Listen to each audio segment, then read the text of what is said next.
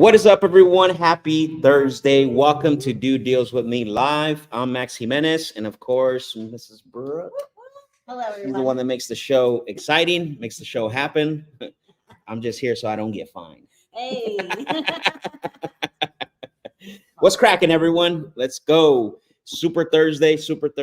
It's Friday Eve. It's amazing day. We have a lot of store today. So some of you are already on here, jumped on. We got Mr. Richard in the house. What's up, Richard? Hello. Ready for another day. Let's go, Kenya in the house. Appreciate it. So as you all start jumping on and joining us on the live, let us know where you are streaming from. We'd like to give you a shout out where you're streaming from. By the way, share this stream, hit the like button, subscribe, all the good stuff, right? Yep, absolutely. I mean, again, I may sound like a broken record, but it's on YouTube for free. Come on. That's right. Like you don't gotta sign up for anything. You just go to youtube.com/real Max Jimenez.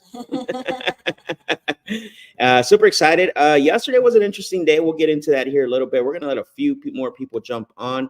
I'm gonna check real quick to make sure that we are rocking and rolling on Instagram. Miss Brookie, give these people a good word. A good word. Okay, so today's Thursday. So usually Thursdays are a great day for us to be able to make some contacts. So that's what we're looking for. We got a bunch of, we got some older leads we're going to go follow through just because they were there. There's actually some who sent us the leads, so I want to make sure we hit them. They were, but I looked and kind of just investigated just a little bit to see what's available, if they were still available. Yeah. So we'll go through a few of those. There's not many, but a few. And then from there, we can hit the list. Yeah, of course.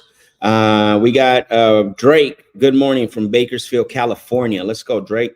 We got a Facebook user from Santan Valley. I don't know why Facebook does that. Oh, is that? Oh, okay, yeah. That's not Roxy. No, I don't think it's Roxy. I think it's Sergio. Yeah. Okay. Richard said from Florida, please do not forget my request of last Thursday, if I'm not mistaken. Richard, remind me. I mean, I only have about 1,001 things going on. So if you'll be so kind of remind me, we'll definitely make sure that we get to that. So we buy the home all the way from Woodland Hills, California. Let's go. Johnny says your mic's not working. Brookie, what's going on with your mic? Hello. Nothing. You guys can hear Brookie besides Johnny. Can you all hear Brookie really well? Sergio, you're right. Yeah, Sergio. Yeah. Drake gave Drake a shout out, Bakersfield, California. Let's go. Sergio in the house. Let's go. Ooh, I don't hear it. You're right. I don't hear me. I don't hear you. No, you don't hear me either. No. People are hearing me. Okay. What about you? Let's see. And I hear me, but it's okay. Not very loud. But that's probably cool. Says you sound far away, so make sure you're pointing the mic the right way. What else can I do? I'm right here. Yeah, let's go. We got Mr. Forrest Blackburn on Instagram. Let's go. Drop some fire emojis. My guy, Forrest. Let's go. We got the Real Honest Investor. Appreciate you. Hello, all the way from AZ. Sergio said he can hear both of us. I love it. Interesting day yesterday. With the calls, and I was talking to my very good friend. I call him the short sale king, Mr. Matthew Potter. Shout out to Matthew Potter. Yeah. Anytime there's a short sale situation, I highly, if you don't know who he is, get to know him. I was talking to him a little bit yesterday because I replied to one of his posts on Facebook, and so what he put on there is he said that he was able to help a veteran, right, on what is it called, on a property. He was going to lose the property, but they were able to save him from losing the property. Now it's going to be a short sale. So for those of you that are not familiar, it's very different when you go through a foreclosure and you do a short sale, right? And so the difference is that on a short sale, it doesn't impact your credit as much. You'll still be impacted in the form of potentially not be able to buy in 2 years, but that's okay compared to 4 to 6 years with a foreclosure, right? So he 7 years on a foreclosure, no? Maybe longer. Yeah, you're absolutely right. Depends how fast you work on your credit. Yeah. So, but anyway, so yeah, I commented because he had just saved someone from a foreclosure, and basically what they're going to do a short sale, which I love. Jermaine in the house. Let's go. Let's talk about it, Jermaine. So what he was saying is, sorry, what I posted on there, I said, hey brother, I said, this is about to get really interesting this year with these types of situations. I said, in the last probably 2 to 3 days, we've had probably anywhere between 4 to 5 conversations with individuals that are really in a position that they need to do something, right? But they can't, because why? They're upside down. They owe too much. They paid too much for the property. So I know we've been talking a lot about low interest rate loans being an asset, but are we starting to see it? They're also becoming a liability for the homeowners, Right. because why? They overpaid for properties, right? They overpaid for properties. They basically they got too much loan, too much debt, right? And so the problem now, where people are running into over leverage, right? Some people don't need that big of a house. You saw the guy from Douglas. Yeah. He said he bought a 5-bedroom, 500 bathrooms, because of the what is it called? The family was going to move in with him. Oh, that was Minnesota. Yeah. Well, no, the guy in Douglas is the same thing. Okay, so both of them. And so now he's got a property that he can list it on the market, but he's going to have to come out of pocket. And so we're seeing this trend, and it's interesting because, you get 100 of these people, 50% or more are not going to know they're not going to be able to do anything. So what's the next reaction? Come out of pocket. Yeah. Well, that's what I'm saying. 50 to 60 to maybe even higher are not going to be able to come out of pocket. Right. Yes. So if they can't come out of pocket, they can't sell.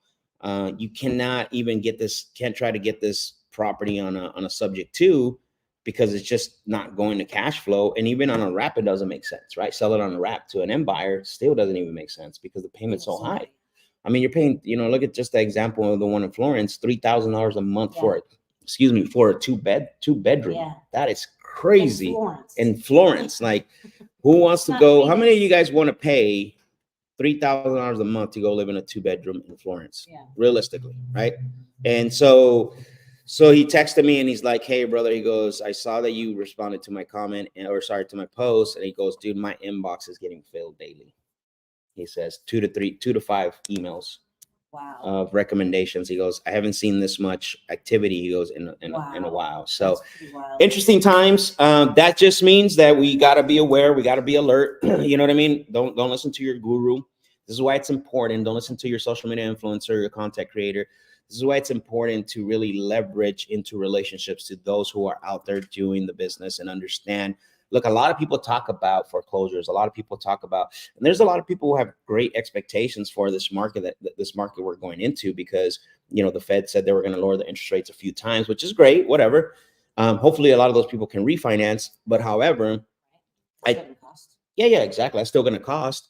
They might not be able to, because the property doesn't appraise. I mean, it doesn't have to appraise, you know what I mean? Like, it might not appraise for, it's going to be a lot lower. So the what does happen in that situation if the property comes in lower to refinance? I don't know that scenario. Well, I mean, that it's just the refinance can't happen. Like, how is somebody? I mean, you could refinance for the rate. You don't have to refinance for a cash out, right? So you can refinance. There's 2 types of refinance: refi cash out, and then refinance to get a better rate.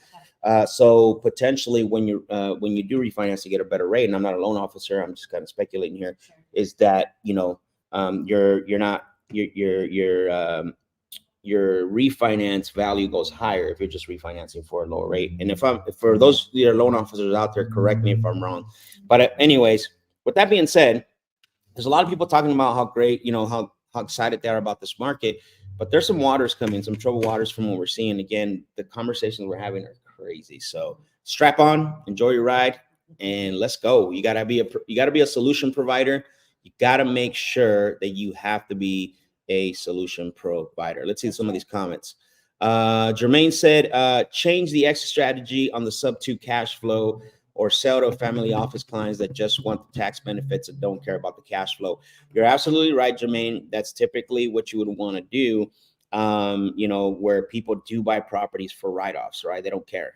But realistically, how many of those people are out there? Mm-hmm. You know what I mean? So he's saying, say it again. So let me make sure. So what he's saying is change the strategy on the sub 2 for cash flow, or sell, right? Or you could sell to family office clients that just want tax benefits and don't care about the cash flow. I mean, yeah, no, that's But you're right. How many are out there? yeah, we do that for sure. That's always been a, you know, with it. So there's three ways, right? One, if there's no cash flow and there's equity, boom, let's go, right? Let's get it. Yes. If there's no equity, there's got to be cash flow. Absolutely, let's get it. And then the third thing is like, you know, if we can buy this property, so someone, you know, if we can sell this property to someone who just wants it for, you know, depreciation, yeah, absolutely as well. But not too many people are doing that. Not too many people are doing that right now. I mean, you know, unless you have a large buyers list, you and I need to talk about that. Yeah. Holla at me, bro. You got my number. So makes sense. Got to get connected and be ready so you don't have to get ready. No, absolutely. That's what I was saying, is that you need to basically be around people that understand what's happening. They have a pulse on what's happening so you can prepare. Stop listening to the social media influencers and content creators, and even some teachers, unfortunately, that haven't done a deal in about 5 years. I'm just saying. Okay. And so interesting times. Again, I'm excited for the fact that I think there's going to be a lot of opportunities for those that are prepared and those that have exit strategies and those that have the relationships that they can lean on, right? And stop being a lone wolf. Listen, I was in that mindset of a lone wolf for a very long time. And so it just doesn't get you as far as you need to go. You can go fast, but you can't go far. You can go fast in circles, but you're not going to go far in a straight line. And that's what you want to do. You got to go in fast in a straight line, and you have to align yourself. The Real Honest Investors says, I have a direct to seller deal almost done. Agreement on price 185, ARV 317. Nice. That's solid. Based on the deal automated, only issue now is that the lady has a long-time renter and does not want to leave. Any advice? So yes. So what I would do, there's a few things here, depending on what state you're in. If you're in California, that's going to be rough. Okay. But that doesn't mean it's not a deal. So the next logical step, what you got to do is figure out, what do you think it's going to cost in regards to if you bought the property with the tenant in it, right? And you told the seller, don't worry about the tenant. Don't worry about it. We'll buy the property with the tenant in place. How much do you think it's going to cost, and what's that timeline of, you know, getting the tenant evicted, right? Because then we've bought properties with tenant in it and we've done the eviction. And so that's what you need to see. What is the cost, the impact of what it's going to cost you, and negotiate that with the seller. Right. You know, you can also offer cash for keys. Yeah, you can offer cash for keys as well. You know, have the seller give you the tenant's phone number and say, hey, don't say you're the new buyer. Don't ever say you're the new buyer to the property when you're talking to tenants. That's the worst thing you can do, because now you become the enemy. Yeah, true. Yep. So what you got to do is you got to say, hey, Brooke reached out to me, so I'm just kind of being a mediator here. I'm not anybody. I'm coming on her behalf, because I want to see how we can help you and make this work. And I know she does too, but I know that the communication hasn't been as good. So I'm here to mediate. I'm not here to, I'm not anybody. Right. I'm only here to get an understanding so I can give feedback to her. So they made an offer for, $2,000 or whatever to give you, if you gave us the key and signed this 1-page document that says that you'll vacate the property in 30 days, we'll give you $1,000 now and $1,000 when you get out. Yeah. So it gives them money up front, money at the end. Don't ever say you're going to be the new buyer, the new owner of the property. That's not what you want to do. And the thing is, because you're not very from your question, right? I think you have to be very careful. This is not a what is it called? It's not always a perfect scenario. So like I said, if you're like in certain states where it's like very tenant friendly, like you got to be able to measure what the cost is so you can negotiate that with the seller. Mm-hmm. Yeah. Yep. So, and also work with the seller. Listen, you don't have, work with the seller. Say, hey, let's work this together. Let's evict this tenant. You know what I mean? Just make sure you got it under contract though, because sellers are really bad when it comes to commitment. You'll do all this work and you evict the tenants, and then all of a sudden they get an itch of they don't want to sell anymore, because that was their problem, right? And you solve their problem without having to sell the property. So a few things there that you can do. So let's see. Got to get connected and be ready. Perfect. Let's freaking go. Got to get this money. It hurt being solo looking back. It does. Absolutely. Weed and Friends says great advice on social media, on IG. So All right, what we got here? The Real Honest Investor said, thank you. You're welcome. All right, Clean Eats says, good morning, all the way from Chicago. Oh, you're in, the property's in Washington. I don't know about Washington, but it may, just check it out. I got a friend out there. I'll reach out to him. Shoot me a DM on Instagram. I think you do follow me on Instagram, so I've seen your name before. All right, Brookie, what are we doing next? Okay, you want to talk about scorecard? We did fill that out. Cool. So let's look at our scorecard. Let me bring up our scorecard. I love that the people on IG can now see the scorecard. Let's go. Share this stream. Now that we got a few of you on here, share this stream with one person. That's all I ask. Let's go. Those of you on Instagram, those of you on YouTube, Facebook, share this. Let's go. Share this with one person, and then drop a 1 in the comment section in the chat if you did share this with one person. I'll give you a shout out. All right, let's see.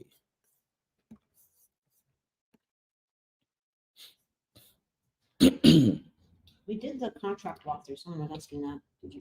That was day 5 and 8. Yeah, 5 and 8. Yeah, 5 and 8. Thanks to our Precious, yeah. Our committed viewer, Precious.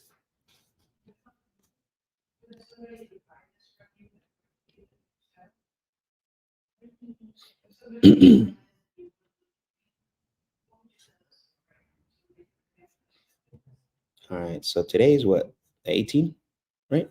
Yes. Okay, and we only dialed one day, right? Which was yesterday? Yes. Okay, cool. I'm trying to. It's too big. All right, here we go. Drake shared the stream. Let's go, Drake. Shout out to Drake. Give Drake Shields a follow. Subscribe to his YouTube channel. Thank you, Drake, for sharing the stream. Appreciate you. Jermaine, let's go on Instagram. Thank you for sharing the stream on Instagram. Appreciate you as well, brother. I wonder why it's not showing it. That's really weird. Technology. So much fun. I'm sure glad you know how to do this. I mean, I act like I know what I'm doing. Shoot. Why? It's going. I got to get rid of all this Windows.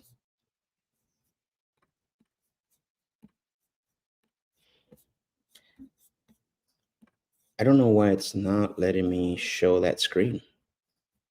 You know what I mean? I don't understand.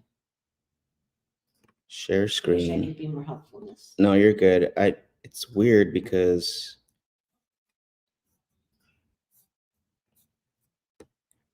oh, I see why. Okay. Yeah. We all believe in you. Thank you. I appreciate the belief. Do you believe? There we go. All right, Brookie, you ready?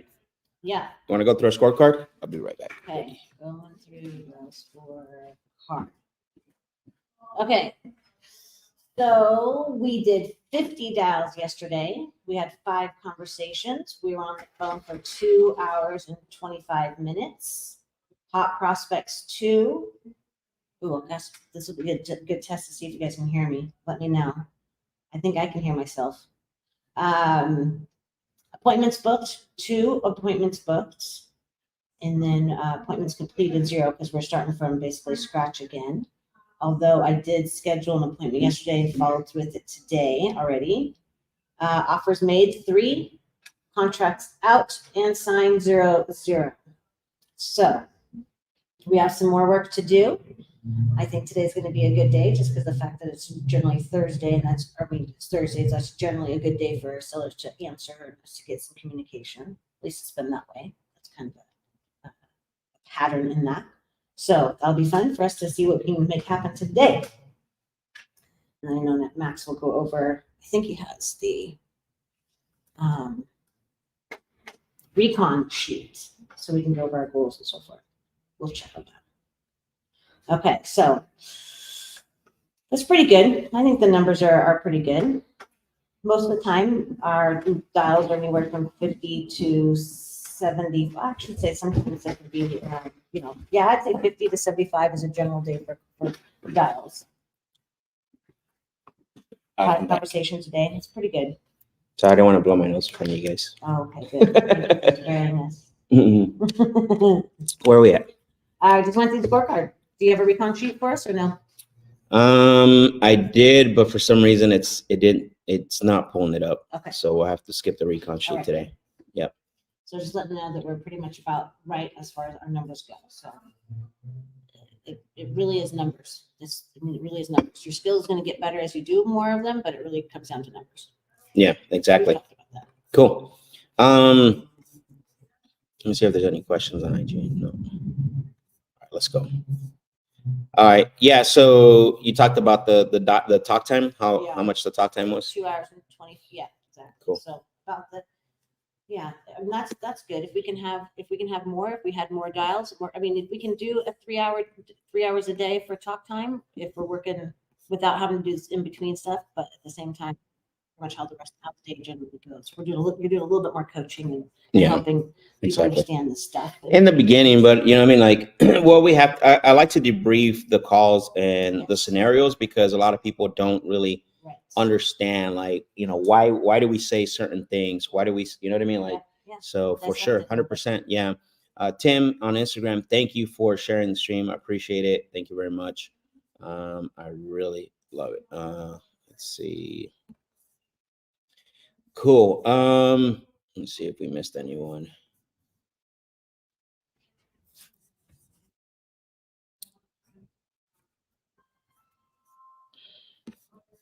Yeah, it looks like we got every question answered. So so we went through the scorecard. So I mean, there's nothing left, but let's get at it. You got a call set up already? I have some people to dial. Let's go. Okay. Who's ready for Brooke to close a deal right now? Drop some fire emojis. Drop some thumbs up. Oh. So I just sent that over to Alice to see what we're doing. I don't know if you want to talk about that at all. Well, no, we'll deal with that offline. So yeah, you're good. Okay. Got a home light lead. It's a very lovely property. Let's go. Is it in our? Yes, okay, Jimmy, cool. the first one. Jimmy, I know what Jimmy.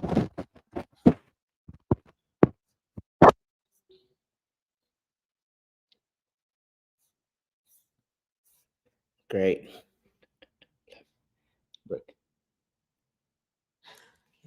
All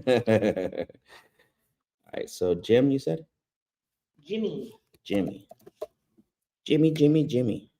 on DeSoto, Texas. Yep. Cool. Look at this property. Nice. It's perfect for you.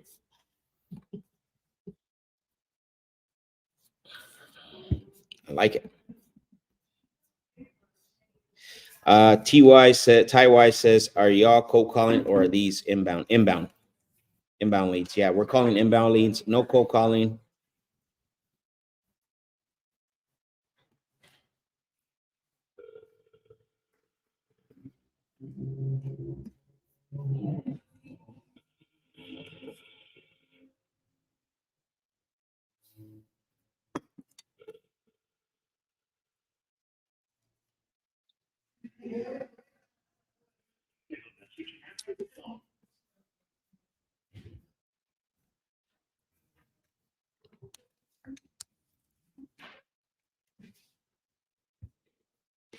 That is a nice property. Is not available at this time. Please record your message. When you're finished recording, you may hang up or press 1 for more options. Hello, this message is for Jimmy. This is Brooke calling about your property on Cherry Hill Lane because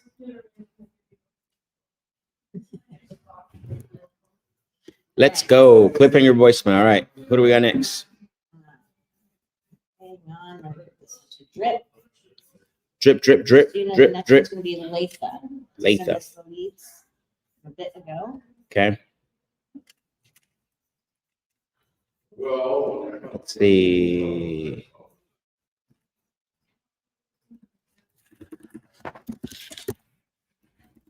Letha. LA. In Durham. She's in Yeah. Durham. So I wanted to, call some good spots, right? Okay. Yeah. I love that. Let's go. And the verified name on title is that.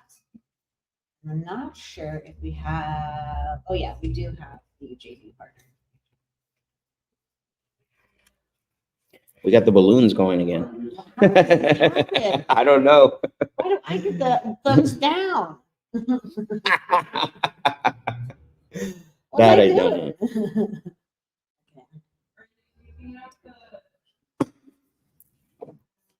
That I don't know.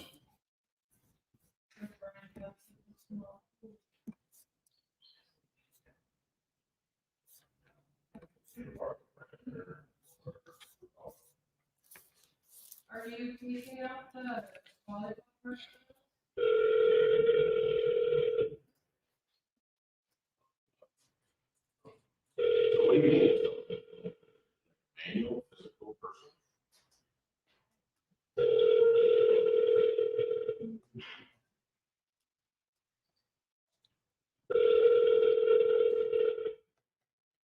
Let's go.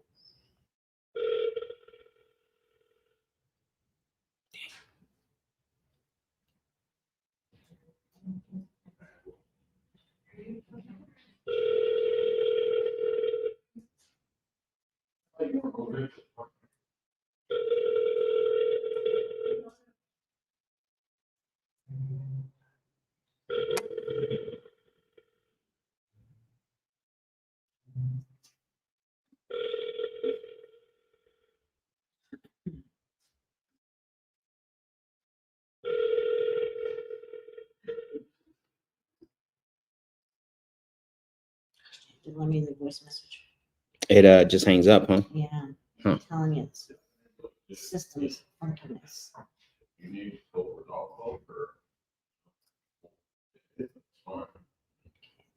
On drip.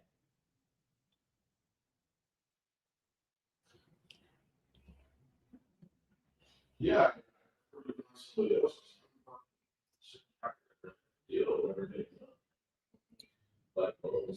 Okay, so this is a send us leads. It's in Toledo, Ohio. We've had success in Toledo. So Okay. Yeah. ready to- Yeah. Let's dial that one. Let's dial.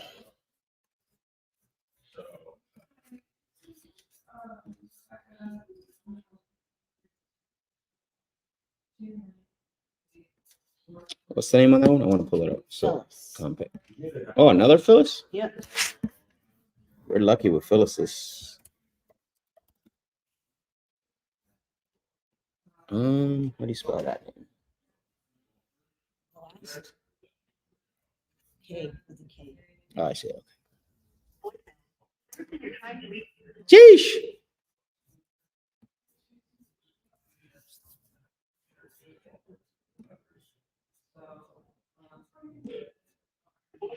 The person you're trying to reach is not available. Please record your message. When you have finished recording, you may hang up. Hi, this message is for Phyllis. This is Brooke calling about your property on South Avenue in Toledo because Let's go. That's a cliffhanger voicemail. So I got a question here from We Buy the Home. How do I send my lead to you? I just put it on the screen. Go to sendusthedeals.com, sendusthedeals.com, and submit it. Make sure that you put, there's a video there that tells you exactly how you can, what we need, how to submit it, and how it's going to get to us, and what's the next step. So go to sendusthedeals.com for you to be able to send us the your leads for us to call here live on the show. Like the lead we just called right now, right, Brooke? That was somebody that submitted the lead? yes. Perfect. Yep.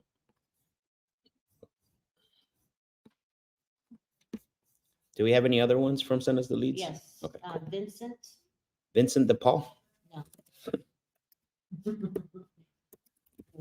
Very cool. In Oh, Toledo? is this a 2-bedroom, 1 bath? It's not. Say no way. Oh, A 2-bedroom one? No, this is a monster house.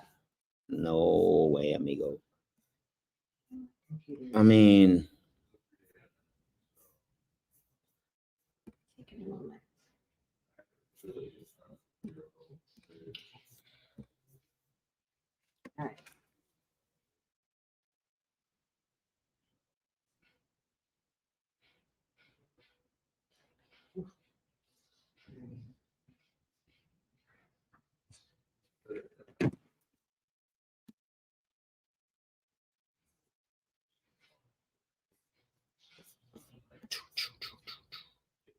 That's cool. Case AZ Realty said that's cool. Awesome. Who's next, Brookie? Vincent. Vincent, man. Come on, Vincent. I feel like Vincent's going to pick up.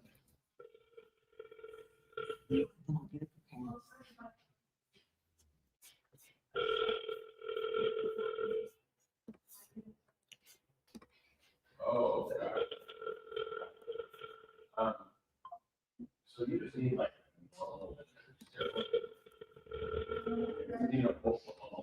right? Or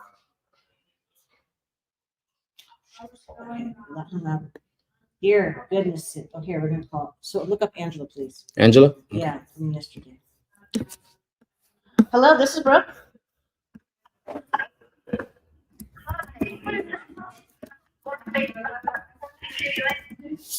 I'm so sorry. This is Angela? Okay, great. Yes, so I did call you about your property. We received your information about your interest in selling. Hang on a minute while I pull this up if you don't mind. Let's go. Let's go.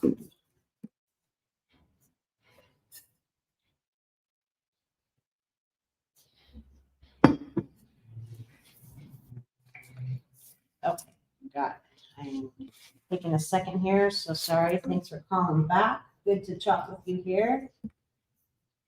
Pulling up everything I can so I can make sure I'm speaking intelligently. Ish. So we're direct buyers. We're looking for opportunities. So yes, investor basically. Are you looking to sell to an investor?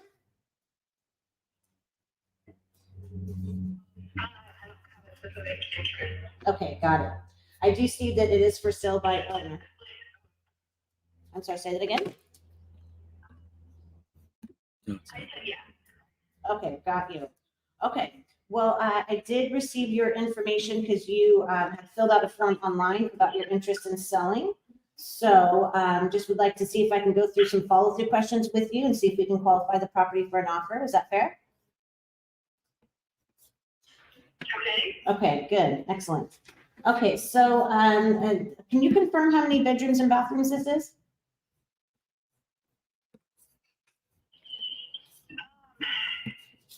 It is, you can either be a 3-2 or a 2-2. There is an open room that can be a bedroom or just a extra room. Got it, okay. So currently you have it as a 3-bedroom, or you're saying that that extra room should be, you're considering that a 3rd bedroom? I have it as a 3-bedroom, yes. Okay, got it, okay. I actually even have it broken. Yeah, go ahead. Okay, and does it have a closet and a window in that space?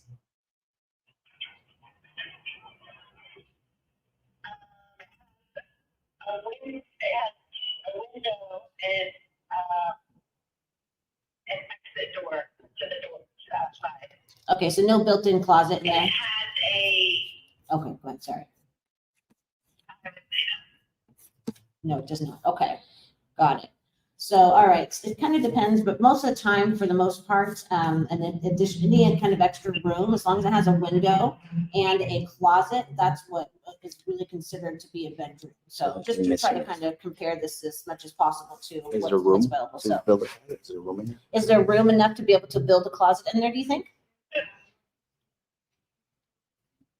so just the entire back of the house was a carport that was turned into a room. And so in that area, it has the laundry room is in there, which would be a closet.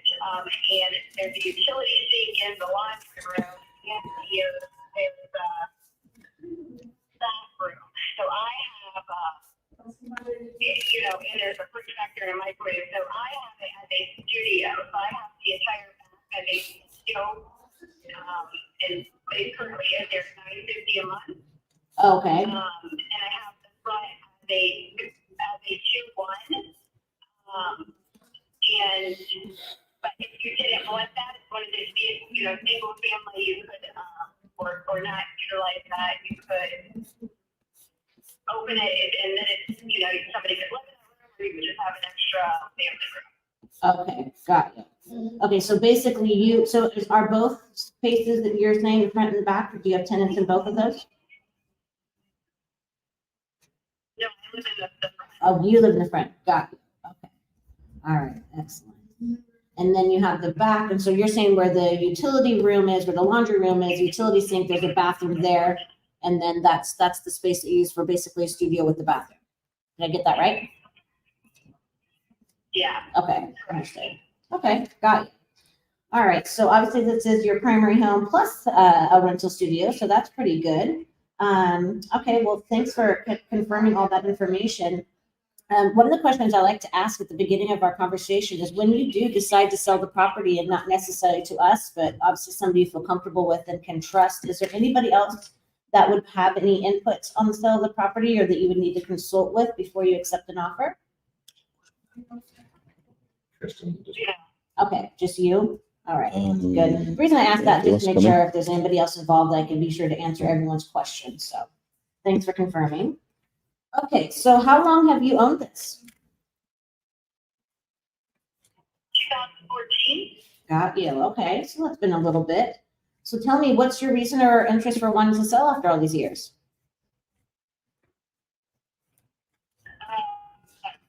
My only child left Pennsylvania to college, got divorced, I retired, and moving out to Orlando. Got you. Okay, there's a lot of changes. My goodness. Okay. Well, good deal. Okay, moving out of Orlando. So as far as your next plans, do you already have that kind of, worked out, or is that still to be determined for you?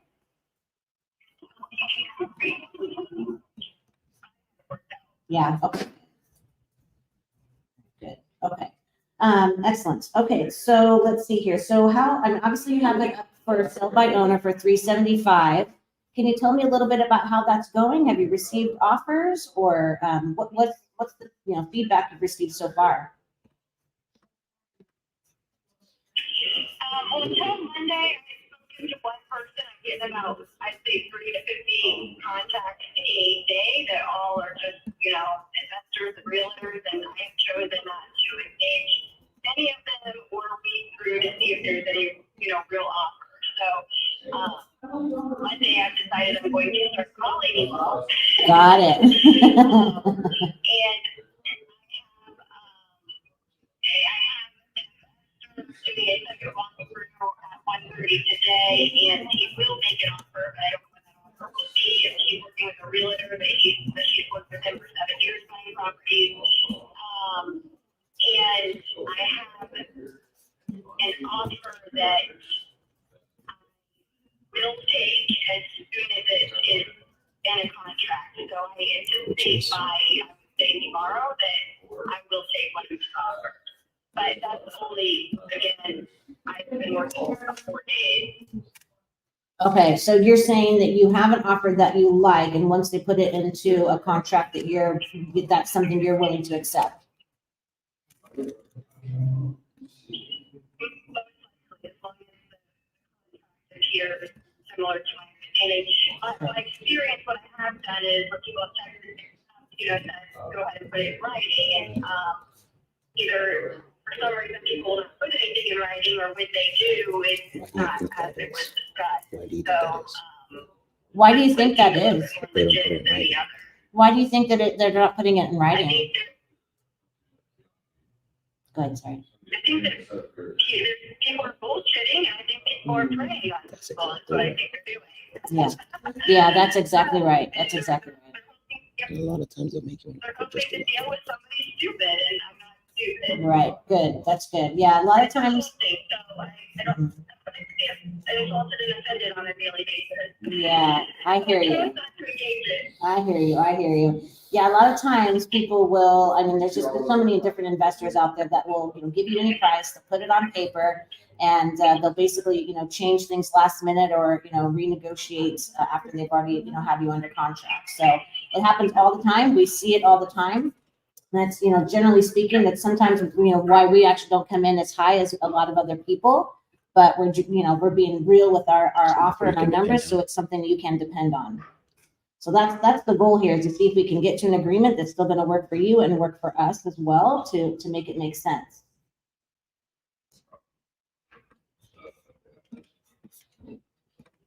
Did I lose you? You there?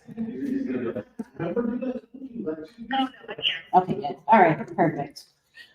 Okay, so basically, just kind of need to figure out what the next plans here are.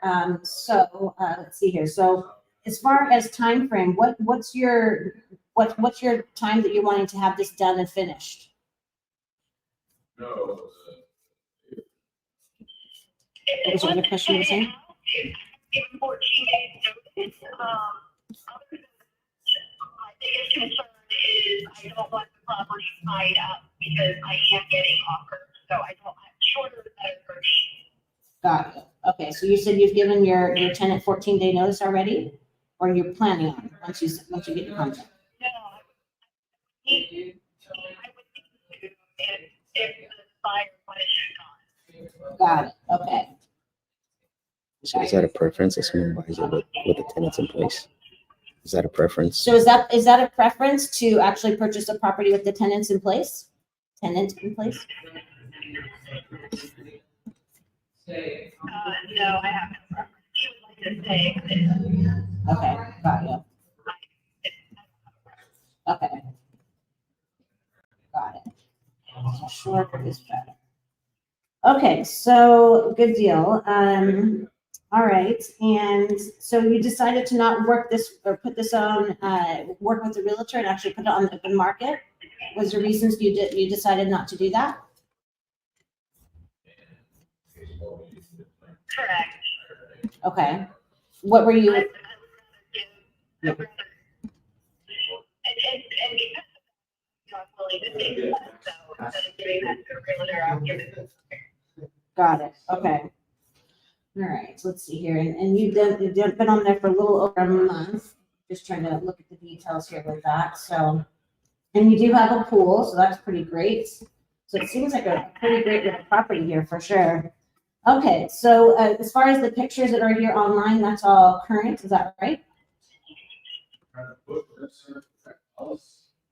you find it? I'm just looking right now on Zillow. Just looking on Zillow right now. Okay, good. Okay, excellent. So, all right, so let's see here. So I guess let me talk to me a little bit more about the condition. Do you know the age of the roof? I haven't replaced it, and I've been there since 2014, but I don't know the specific. Okay, not sure. All right. And do you know the last time the AC was replaced? Placed in and out, and the end was 2014. I just know because I looked at it yesterday, and somebody asked, and I don't know about what year that was, but I know it's been since I've been there. Okay, so the in meaning that's like a mini split? Or are you familiar? Oh. I don't know anything about that. There's just like a unit in there. Okay, yeah, the inside unit is what they generally call a mini split, but that's cool. Okay, got it. Okay, so 2014 for both of those. Okay. And have there been any kind of insurance claims on the property? Okay, excellent. No foundation issues that you know of? No foundation issues that you know of? Okay, perfect. Okay. Well, I definitely would like to see, I would like to get this information over to my underwriting team so they can start to put together an offer, see where we need to be on this. And before I do that, can I kind of share with you a little bit about how the rest of the conversations generally go? Okay. And thanks for taking my phone call. I know you're dealing with a lot of different, buyers and interest and the riffraff that goes along with it. So generally it's about 5 or 10 minutes longer. But I want to basically make sure that we can get to an offer that you can depend on this real and see if we can get to an agreement. And in the past, others who have sold to us have looked for or really wanted to know how much money they're going to get, how soon they get their money, and how our process works. Is there anything else that you would personally like to learn as well? No. Okay, gotcha. And obviously, we don't buy every property from everyone that we talk to, so that's why I want to get some details here and see if we can, get to something we can agree on. But naturally, if we do discover that this does make sense for us to work together, and we can come to an agreement, for us, that would mean that we would want to agree and put everything in writing. Does that sound fair to you? Okay, sweet. Okay, so, let's see. What I'd like to do, can I put you on hold for just a quick minute here as I get some information over to my underwriting team? Put you on hold for about 60 seconds. Is that okay? All right, great. Thank you. It looks like your mic's having some issues. I'm getting a couple of messages from a few people. So I just muted mine. Let's go ahead and use yours real quick because I'm not sure what's. Guys, can you hear her? Can you hear her mic? Can you hear the? Yeah, can you hear Brooke? Because I don't have mine on. So so I looked at the area. I mean, there's not a lot of stuff that has sold recently in the last 6 months. Probably like 2 properties. She is definitely overpriced, $375. The last one that sold there was in November for $325. So that's the only comp. There's nothing for sale within her square footage. The thing that sucks is that that she's not. It's not a full 3.2. You know what I'm saying? So yeah. It can be, but also the one thing that worries me too is that she just they create it was a carport. So we need to ask her if that conversion so we can count it. Yeah, if it's unpermitted, so we can count it as square footage. Something you have to be very aware of. So just ask her, say, hey, really quick, one question. Underwriting just actually mentioned to me was the carport conversion. Did you get a permit for that or not? Because they want that's going to sway. That's going to determine which way the offer goes. Angela, you there? Okay. Quick question for you. On that carport that was basically converted, was that done with permits? Because it's going to change a little bit in how they address the offer and be able to look at the square footage on that. So do you know if that was done with permits where it's adding square footage?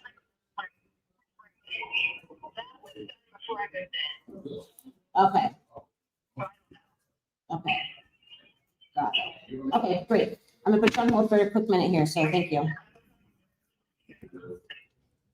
All right, guys. For those, I know what's going on. They're saying they can hear you, but it's rough to hear the seller. She's got either on speaker and we can hear a reverb. Yeah. So her sound is coming back in really bad. So maybe what we're gonna have you do is hold the phone when you get back on, just for now at least. So check to see what these other offers are that she has. I'm sorry. Check to see what these other. Yeah, say, hey, listen, you know what? My other team's gonna, Max is here. She's putting the offer together. I just want to know realistically, so we're not too far apart. Like, what is it that you would want to get for this property? Because you're saying you don't want to be, you don't want to be put under contract. You don't want to do this. Like, what is the number that you're hoping for that so that way nobody, so you're not like being put under contract and your time wasted. Okay, thank you, Angela, for holding. Are you there? Okay. Is it possible? It sounds like I'm hearing a reverb. I'm hearing myself more than I'm hearing you. Is it possible to not be on speakerphone? Sure. Hold on. If that works, I don't want to be, unsafe.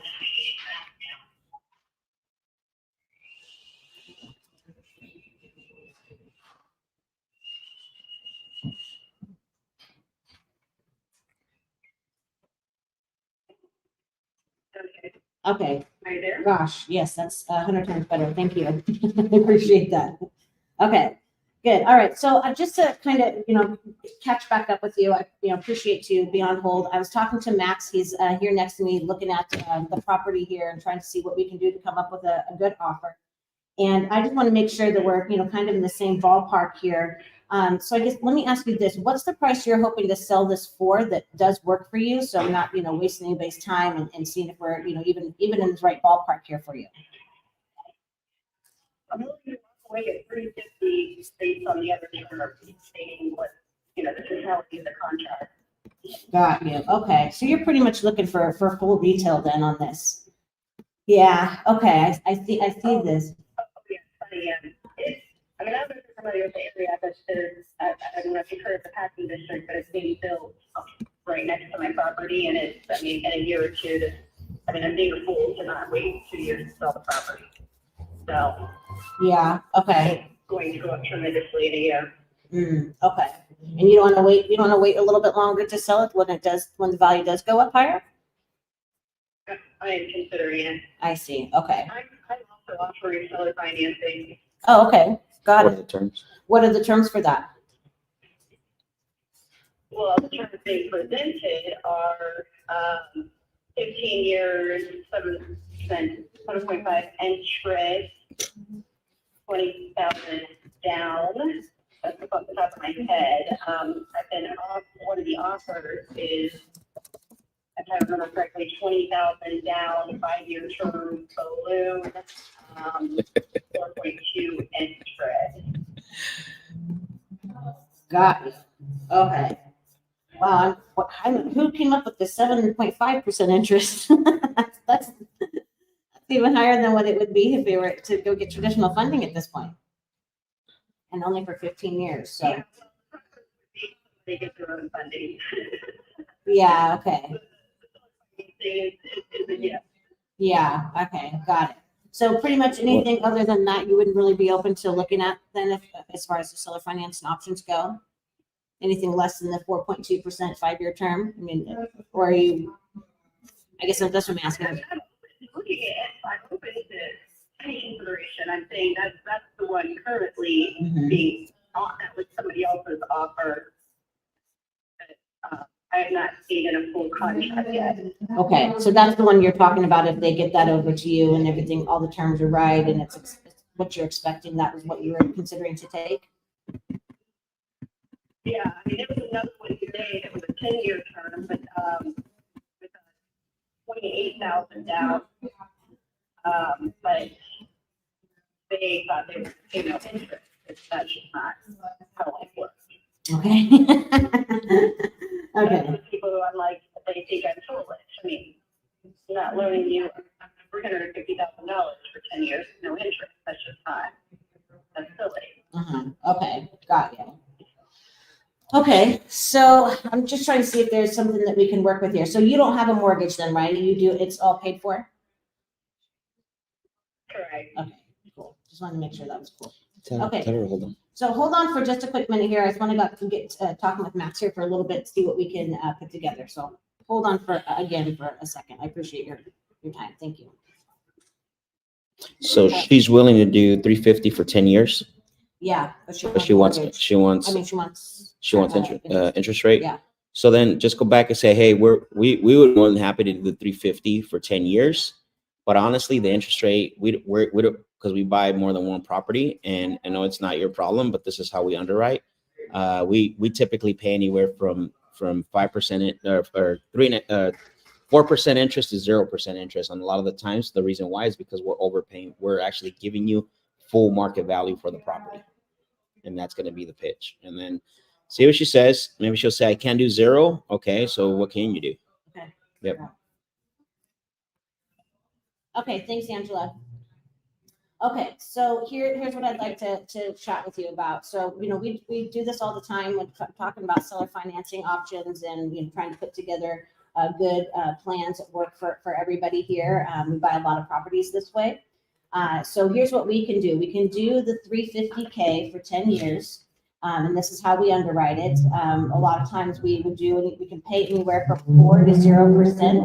And the reason why it can be the 0% is because we're giving full market value for the property versus as a cash offer. But we have given 4% interest. So that's I'm sorry. The two balloon offers I have, they're buying at 400,000. oh, got you. And what's stopping you Not from saying that? 350. Yeah. And what's stopping you from taking those ones then? The one was offered a 0 interest, and the other one I'm waiting to see. It's in 0 writing. interest because it's overpaying. For And the so property. the 0 interest is because they're overpaying for the property, right? By way too much. what more than even what your, the value of the property really would be. That's, so it's kind of a back and forth. It's either the interest at a lower price or it's You have to overpaying for remember, the property at It's got a 0%. cash flow. And the reason for that is that it needs the cash flow to make sense. The other paying for the property and paying 4.2% interest. Okay, that sounds like a good offer then. That does, Sounds like a great offer. yeah. Yeah, if I get a realtor and the one who's bringing an investor today, I may, she'll list this at 425 and all I'll do is hire a landscaper. I mean, that's going to be the only difference if I don't hire a landscaper.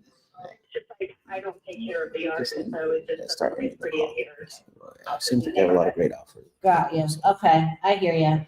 Well, obviously you need to do what's best for you. I appreciate the opportunity to talk with you some more. I think that is a good offer there that you have. So, thank you, Felice, calling me back and see if we could work something out. I appreciate your time and all the best to you. Okay, take care. She is delusional and a half. She is crazy. She has all these offers she has, and none of them are in writing. Come on now. Sure. I mean, I'll give you 600,000, and then she's gonna go tell the next person that calls her she'll give her 600,000. I mean, she's crazy. And then a realtor that's gonna list it for 475 or 425. Yeah, you were saying 325 is what you saw. Yeah, that's what it is. I mean, I'm looking at one right now. It just sold in November, for 325. Let me go back here. A true, based on what she's got going on, right? And even bigger than hers. You know what I mean? We're talking almost 1,200 square feet, nicer as well. Hers don't look that nice. Look at this. Yeah. I mean, it's a box, right? Yeah. So nicer property, bigger, better neighborhood. And it sold for 325. So yeah, she's smoking that good stuff this morning. Smoking that good stuff. Great conversation though for a lot of you to listen to, because that is a seller that's, again, the difference and I always say this for those of you that have been on my calls or on the Tuesdays sales hour. I always say this: there's certain people that are in certain situations. That doesn't mean that it's motivation, right? So you have to be very aware of those things. They say the right things. They have the right intentions, but ultimately it's just a situation. And what I mean by that is that the situation hasn't turned into motivation because it's not impacting her. Right. Not impacting her financially. The only thing was, she's like, yeah, I just got divorced, want to get out of Florida and I want to move out here. Right. So she said she can wait a year to let it get higher in value. Exactly. And so she has options, right? Which is good for her. We always want to make sure that people are in a good position, right? We're not sitting here wanting everybody that we talk to be like, hey, you're under what? Yeah, exactly. So kudos for her, but also very delusional in pricing and all that. And that's usually a telltale sign of somebody that's not yet ready to let it sell and move on, right? Yes, exactly. So you have to be careful when you confuse a situation for motivation. I don't care if it's foreclosure. I don't care if it's a lien on the property. I don't care if it's inherited property. I don't care if it's a tax lien. Whatever the case may be, those are all situations until they start becoming motivation where it's impacting them. And I always say this, potentially personally, financially, or emotionally, right? What are the 4 Ds? Divorce, death, disease. Yeah, I mean, those are still situations. Oh, okay. Yeah, you know what I mean? Because somebody can have, again, I've seen this even to some people that go after foreclosures. You know what I'm talking about. You're like, how come they don't want to sell? Oh, yeah. They're in pre-foreclosure. They're gonna lose their house. They can walk away with 30 grand. Why don't they want to sell? Because they're only in a situation. It hasn't turned into motivation. Now, can you kind of structure it to where it's like you make the seller motivated by giving money? We just try to do that, didn't we? Yes. We said we're gonna give you $350, right? The most possible for the property, overpaying for 10 years, but typically our down payments are from 4%, our interest rates that we give is 4% and 0% because we buy a lot of properties.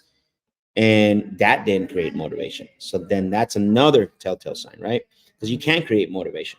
You can get a seller motivated because money is a huge motivator for the right person. Right. Yeah. So Great call though, Brookie. All righty. There's a lot to navigate there. That's a good one to rewatch again because you're hearing real live scenarios when it comes to. Might be a bad recording though. Just 'cause it sounds- I know, so you might have. I know that you like to. Yeah, it's gonna be difficult. Because I know you like to put your phone here. We might have to switch these because this is lower. Oh. Yeah, you're taller. Yeah. Well, I mean, because I like to hold my phone, and you're the one who takes notes, and I don't know that you like to put your phone on here Yeah.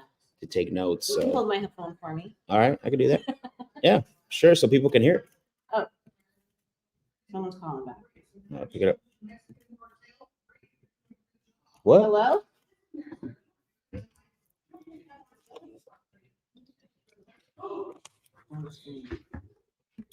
All I heard was Mexican I cartel. know. I like how you didn't force it too much, but she's Hello, are you there? to wait a long time for a realtor listing sale. Yeah, exactly.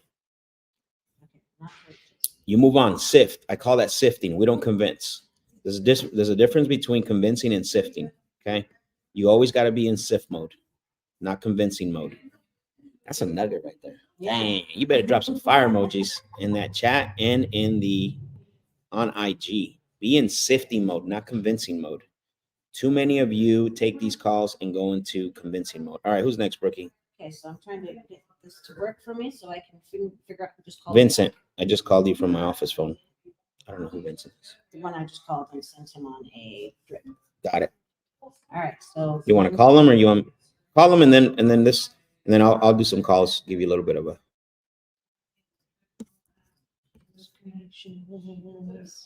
great questions today. I love it.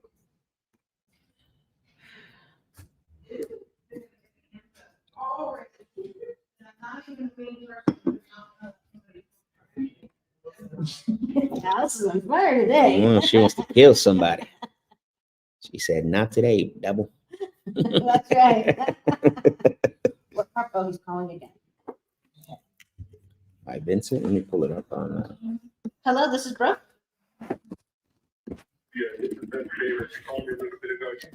Yes, I did. Thanks for calling back. I appreciate it.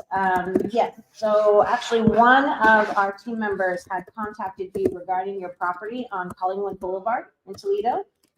Is that still available? No, I'm actually looking to see if you're interested in selling.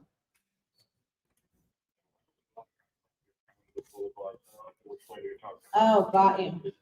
You're not really selling? Okay. Understood. Is there any properties or opportunities that you do know that are available for sale? Anybody interested that you're working with? No, I don't really. Okay, If I think of something, give you a call back. sure, that'd be great. Okay, well, thank you, Vincent. I appreciate your time. All right, bye-bye. Who sent that in? It doesn't tell me. I can tell you. Oh, actually. No. No. I don't know who sent that in. We don't have a name for that one, but No. Unless it's the Brandon right next to it. You know what I'm yeah, saying? Is I see who that. it is? Possibly. So remember, when you send in properties through senditosdeals.com, we're not calling listed properties. We're not here talking to agents. We're doing everything direct to seller. Secondly, is we don't rent properties. Make sure that you at least have a conversation with the sellers so that way you're aware of what is going on. Also, some of you have been watching us for a while and you're still submitting properties that are listed. Stop. We're going to get to a point where, and here's the other thing too is if you really want to work with us and you really want to get a deal done with us, I would highly recommend even going searching for the markets that we're in. Okay. So if you're watching and you want to write down what markets we're in, you better get your pencil now or your pen or write this down somewhere on your iPad or whatever. We definitely are in Arizona. Also we're in North Carolina, Georgia, and Texas. Now, Texas is big, so I'm gonna give you the submarkets: Texas, San Antonio, Dallas, Fort Worth. San Antonio, Dallas, Fort Worth. Okay, so we are in Arizona, all of Arizona. We're in Georgia, North Carolina, and Texas. And then the submarkets for Texas are San Antonio and Dallas, Fort Worth. So just remember that. we will prioritize those leads ASAP. And they can't be listed. Yeah. All right. Okay, so do you, let's see, it looks like this.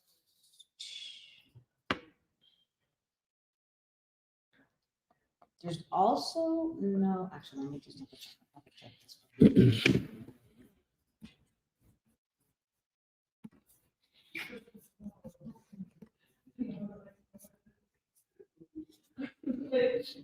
Who's next? So I want to just go check this, the, under,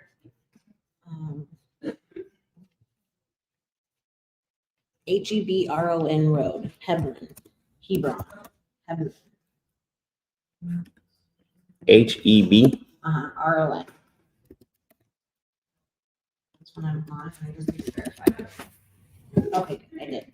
So do you think that it's the first name is that, or is it the first name, the last? You know what I'm saying? Oh, yeah, actually, I already know. It's Joseph. Oh my goodness. Yeah, it's Joseph. But I don't have who this belongs to. Yeah, so this is the problem, right? When we call these sellers that you're submitting, and if you don't put your information, we won't know who. First of all, we won't know whose lead it is, Yeah, no one's getting paid on this. and no one's getting paid. Yeah, exactly. And second is that we won't be able to give you an update. And if the seller asks who's your team member, what are we supposed to say? Yeah. You know what I'm saying? So it's very important that you put that information in there, because now we're gonna have to say, Roxy's the one that's been texting him, or the system, anyways. We're gonna have to say you spoke with Roxy.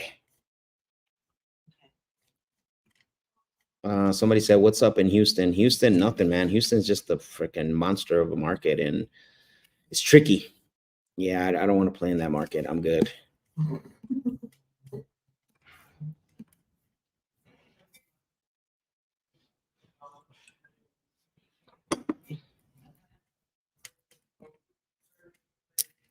All right, you want to make that call? Or you want me to? Okay, cool. I'll do the next one.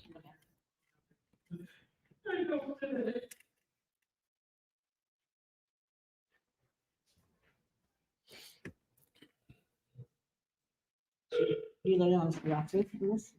Oh, That was good.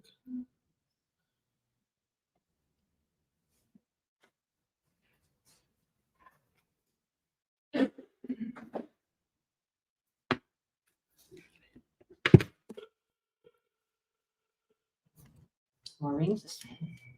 Yep.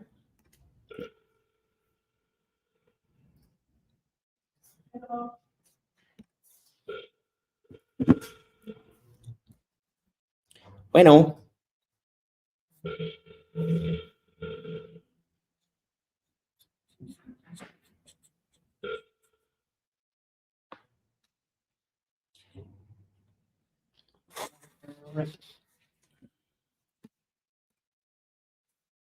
Okay. My turn. Unless you got someone calling. What?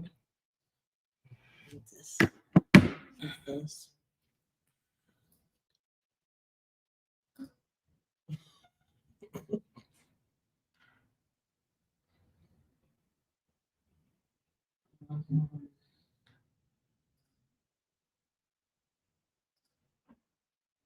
Okay. So we'll call her after this. We'll deal with this. I see some of the concerns, which we addressed it already. It's more of the timeline. It looks like that she's probably, stuff gets real for people, rookie. Yeah. You know what I mean? Like, everybody gets excited for something, and then all of a sudden it gets really real, and they start to think about things. But that's probably what we're gonna have to address, is the timeline, and figuring out what actual timeline she needs. You know what I mean? Because we did do it for March 31st, right? April. Or April 1st, or April 3rd, or something like that, right? Yeah. Yeah. So maybe she'll need some more timeline. So, all right. Who next? Okay, so I put that one on drip, and then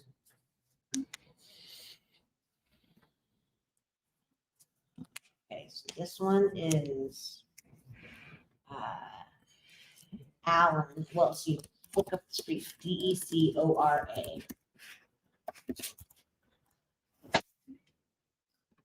Okay. Where the heck is this at? Cornelius. Jeez, just bought it. Holy smokes. Come on. Why do you always give me these, rookie? This is in Sleeves. Do you not want to do this one? No, I'll call. Okay. I'm just saying, he just bought it. Yeah.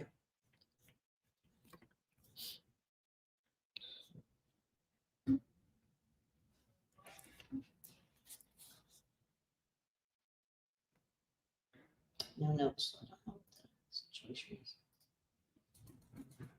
Or motivation.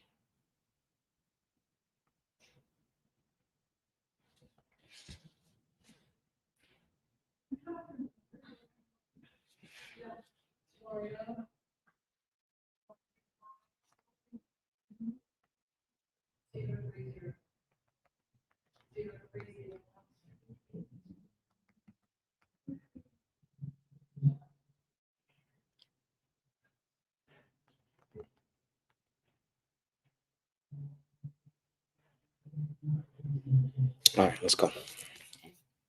So I was responding to a text. Alan? Yeah.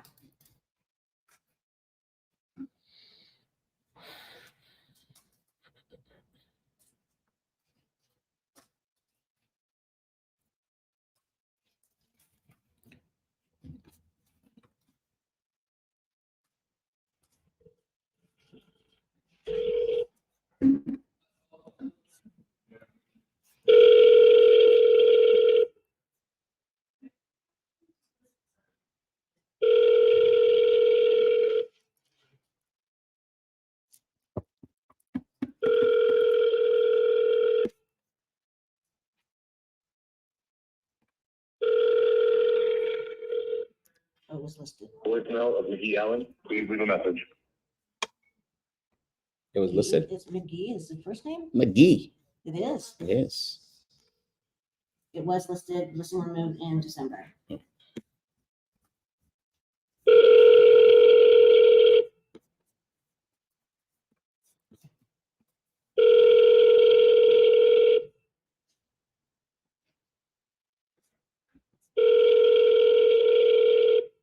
Which is interesting. We received it while it was.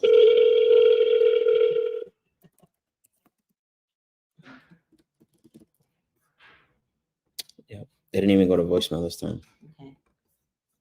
Do you want me to put this one under it? That's our voicemail. Yeah, let's do it. We have it on here already, so.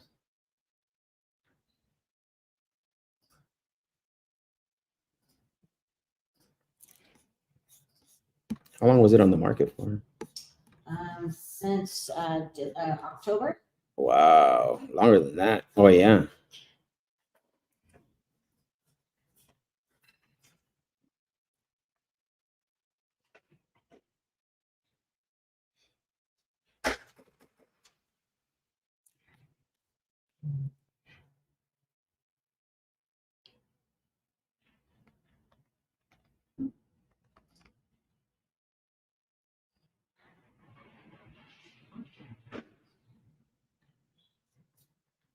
Okay. Who's next? So this one's in Golden Valley and it's two properties. He responded, Terry, I'm assuming it's a he, maybe she, I don't know. Mhm. Responded saying there are two houses. The main house was stick built by me, 45 year carpenter. And second home was put on a 2008 mobile home or manufactured home. Mm-hmm. So they are really in the boonies in Golden Valley. Let's call Okay, you want to call this one? him. Sure. Let's see. What's the name? Terry, Terry. I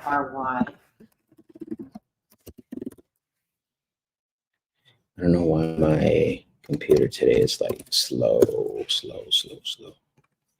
Golden Valley. I thought we had one in Golden Valley before. Like remember it was the container homes. Oh, this is not what this is. But you know what I'm saying? Like, it's pretty boondocky. Yeah, but it's Arizona. We got buyers. Maybe. Alice has buyers for Golden Valley. Okay. Yeah. So it sounds like, so like really more probably like a rental opportunity Mhm. with the two places. Yep. All right.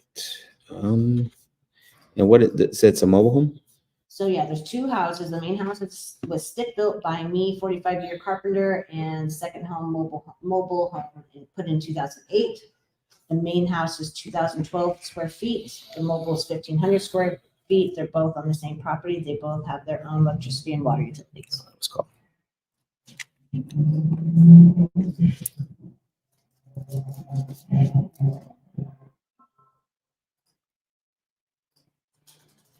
This was, what type was What type lead? home light?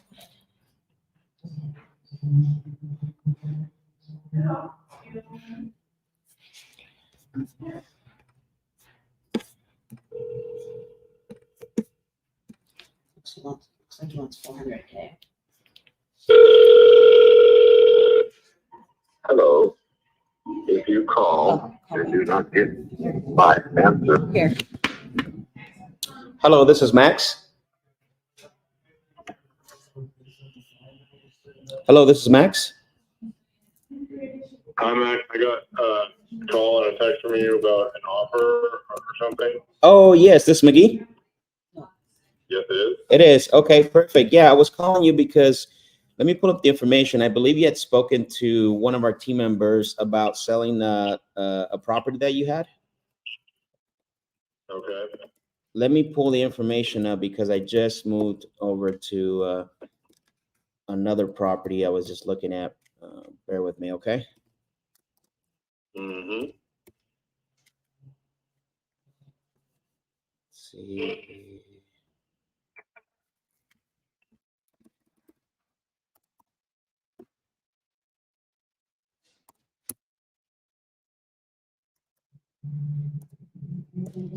All right, it's pulling up right now. My system is really, really slow. Why is it not pulling up? Come on.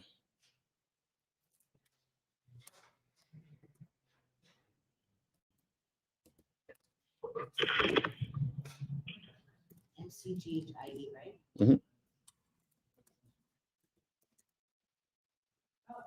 Okay, here it is. So it's the one on Decorah Drive. It looks like that's the one that.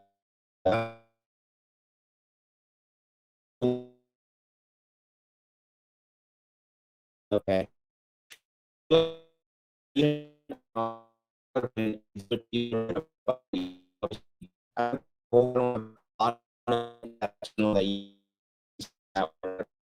We can, qualify the property offer.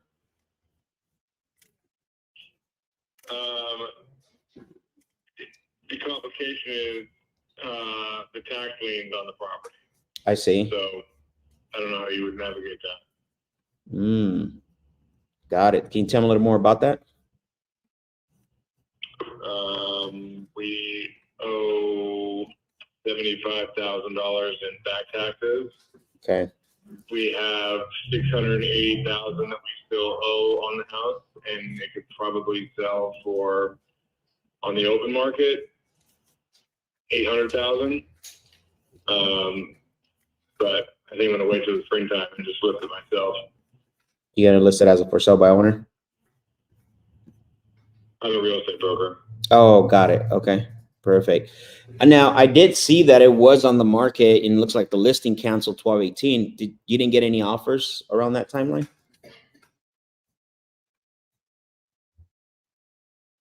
McGee, you still there? McGee, you there?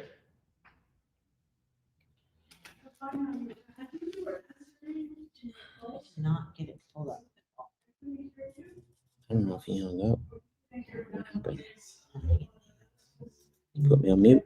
McGee, you there? Hello?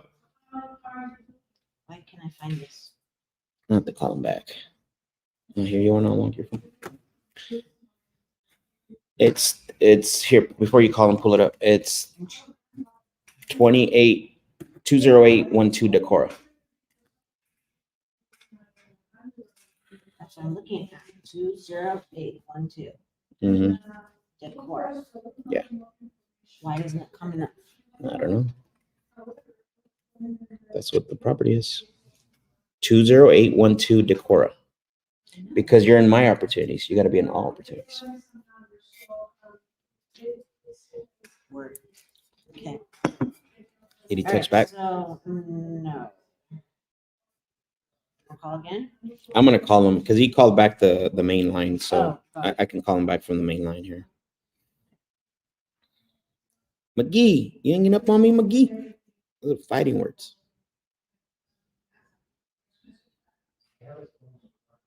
Okay, so he said, so he's, we need to. I know.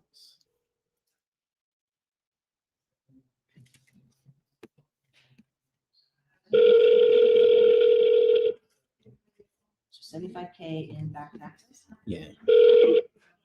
Hey McGee, I apologize about that. I think I disconnected there. I don't know exactly what happened. No problem. Yeah, I wanted to call you back. So as far as so basically what I gathered just from that little bit was obviously, you know, you got the back taxes and then you have a mortgage, and then it sounds to me like, you know, you did have this on the market and the listing just got taken down in December. Were you able to get any offers on that at all? No, it was listed at that time. Oh wow, not even like a lowball offer or anything. You didn't get anything at all, huh? No. Interesting. No. Yeah, December's pretty tough. I mean, you know, even for you know, for our business. So I get where you're gonna go with that. So what do you, so in order the taxes, I'm assuming, are property taxes, the ones you're talking about. No, it's income tax lien. Income tax lien. Got it. Yeah, I get that totally. I actually, a few years back, you just reminded me, we bought a fourplex from a guy here in our local market, and he had a $80,000 IRS tax lien for income taxes, or sorry, yeah, for income taxes. I mean, those things, they don't play around for sure. How much did you say you own the property again? 680. 680. Okay, got it. So that would be to pay off the mortgage, plus you have the taxes. And you when you comp this out, or when you did your CMA on this, you said that it would easily sell for 800,000. Yeah. And I'm looking at the pictures that you you know, that you had from the previous listing. Those are the accurate ones here on Zillow, correct?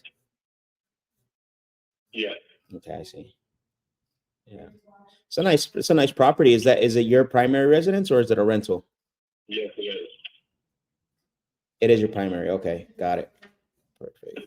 Yeah, nice property. I'm surprised that you didn't get an offer, but again, I know it was right into the holidays, and a lot of times, you know, unless it's like a very undervalued property that's selling, you know, a lot of times people don't want to make offers around that timeline or move.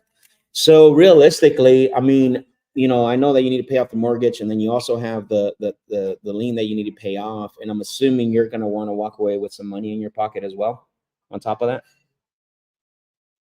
I mean, I'm trying to get more than the tax liens. I can take something away. So Yeah, that's the idea. makes sense. What is that you looking for on top of that after paying the mortgage and the tax lien? What's that amount?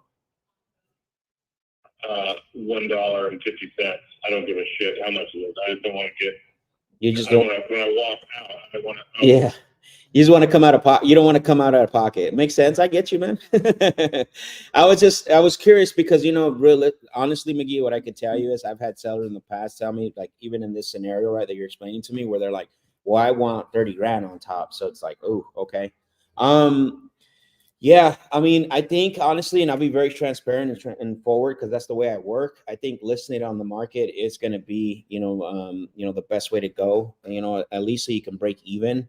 You know, I know that, you know, you're a broker. You've done your homework as far as what is valued at, and I mean that would probably be the best and safe bet is to go on the market, unless. But then again, you have the lien situation where, you know, you would be open to doing some terms and stuff, but I don't think that would work with the IRS lien in place. You know, and then your mortgage. So I see you just bought this 2022.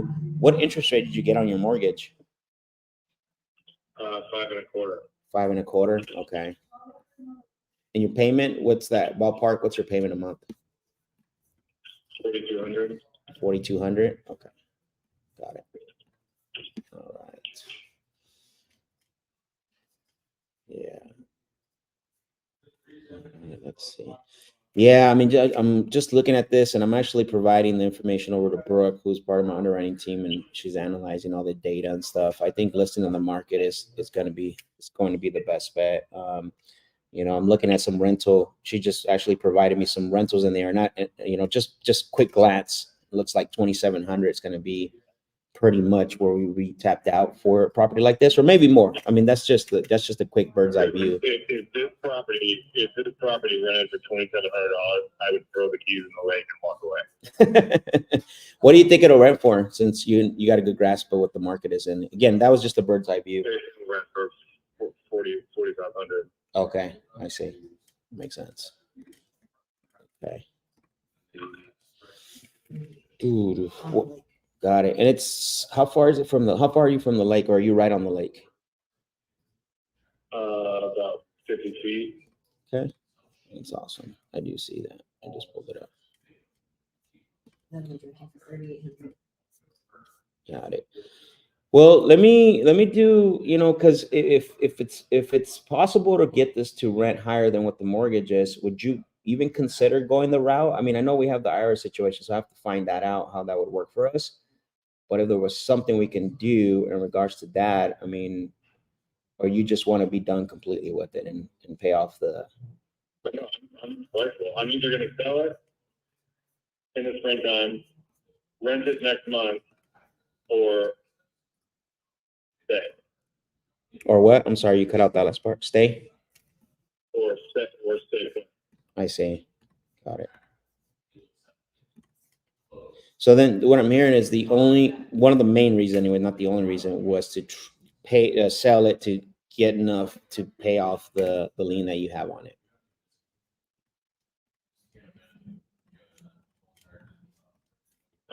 What?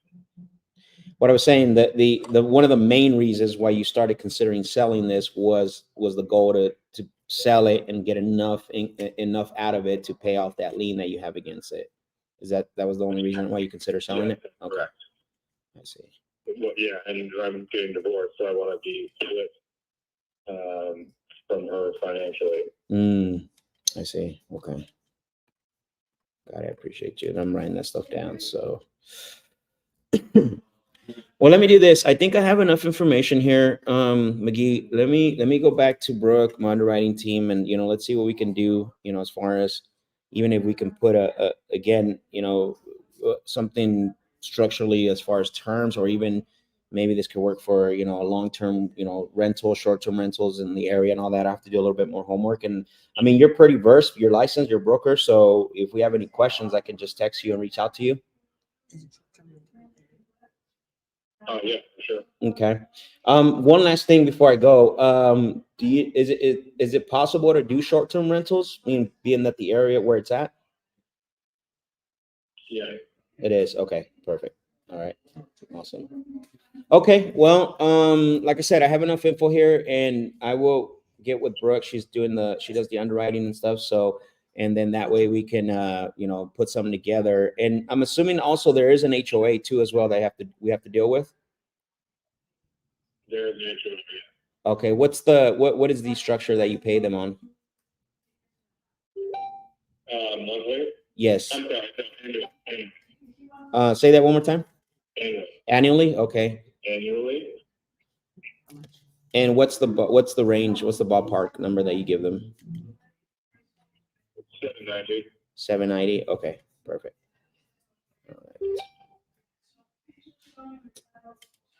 All right.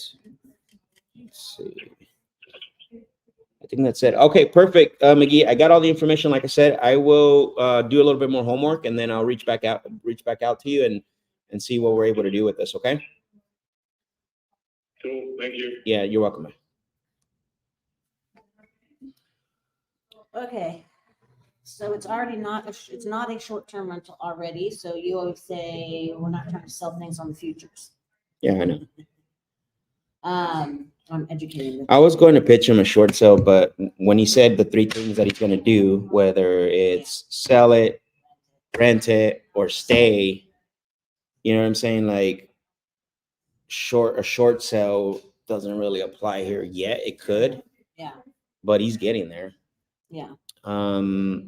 I don't believe that it's worth 800,000 because he would at least got a low ball offer on it. You know what I'm saying? Yeah. Probably 750 or 700 at the most. It's worth what he really paid for, which was 685. Let's be honest. Okay, right. I mean, 680, 690 maybe. I mean, the guy bought the worst time possible. I mean, what did you see as far as comps? So I was just looking at the rental situation, seeing what everything was there. So I see the 800s, honestly.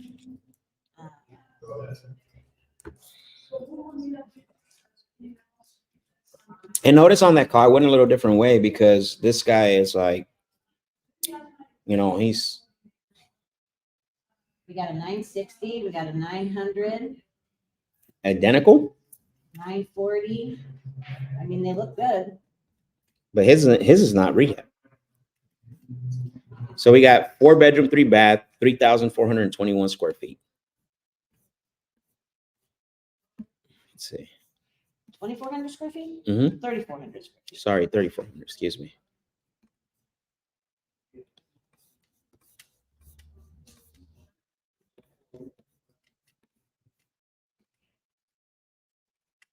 And he said he's 50 feet from the lake, which I don't see. 50 feet is your neighbor, bro. He's more inland, isn't he? Yeah, he's more inland. Yeah, he's way more Yeah, inland. his house is not No. sure. So it's probably, I mean, he's probably like a quarter mile from the lake. it's probably more like 700, That's what I'm yeah, saying. yeah, Yeah, he's- 750 maybe. He's not on the lake, so we have to look at that because there's some nice properties there, really nice custom homes, and then those are on the lake as well.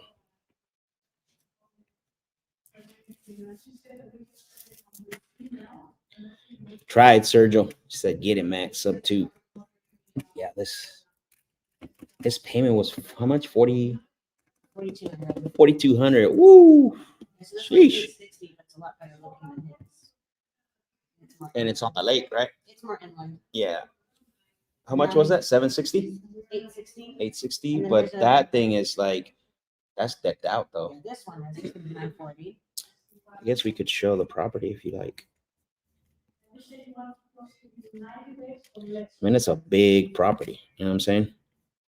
Mhm.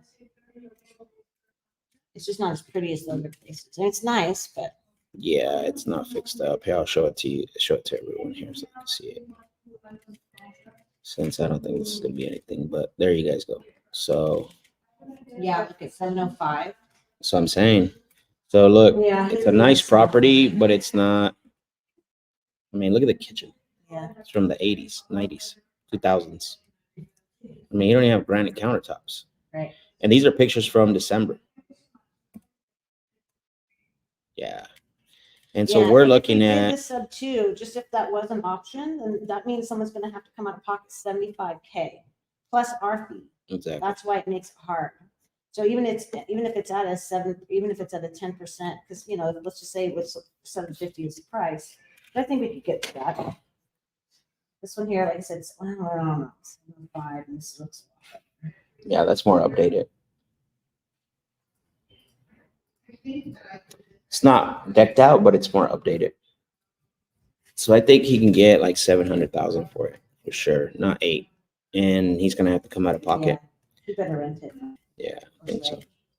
Yeah. One of the two. But it's too much of a down payment, likely. I mean, I guess for 5.5%, yeah, don't you think? Yeah, it is.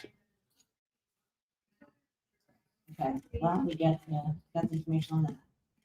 So, I'm just gonna kill this one. Mm-hmm. I don't know whose lead that was. Doesn't say. It was created manually. Okay.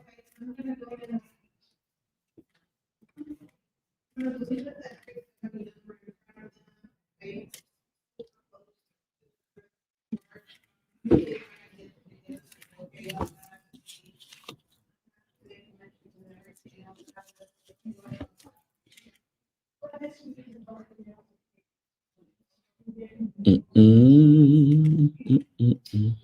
so let's try to call Terry again, Terry, who's that? Oh, the one in Golden Valley.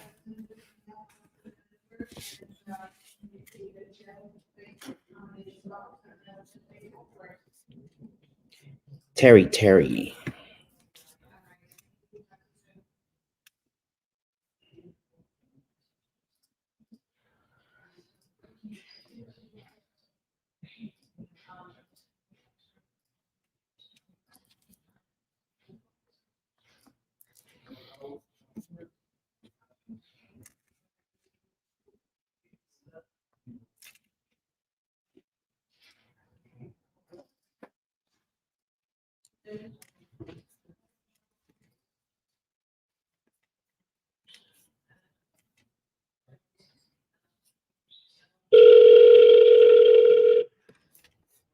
Hello.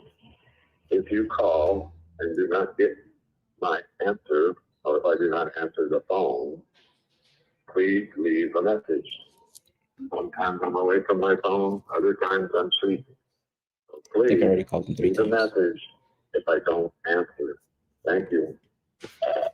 Hello, Terry. It's Max. I was calling about West Slate Street because,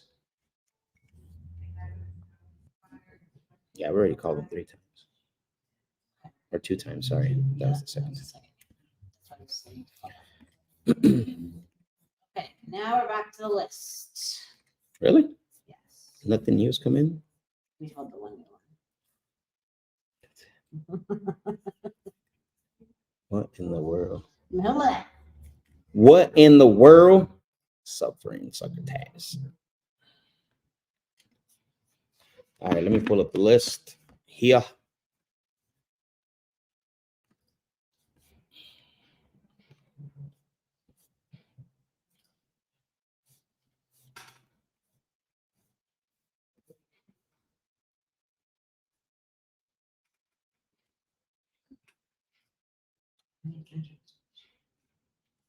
We tallying up the conversations, Brookie? Yes, so we spoke with McGee, Angela. Is there anybody else so far? I think that was it.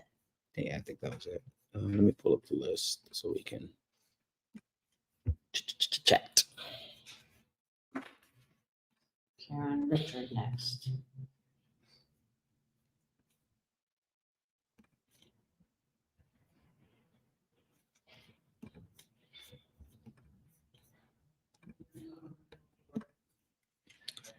Oh, in Trina, fact, how you 15 doing? minutes- Thank you for joining us. What's that? In 15 minutes, we're supposed to call back David. Which one was David? So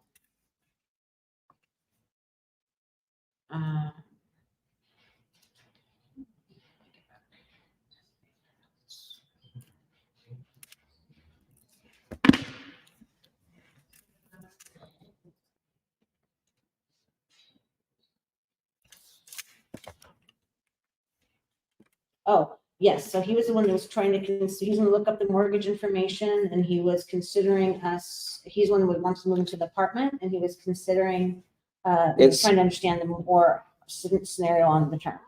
What was his mortgage payment? $3,000 a month.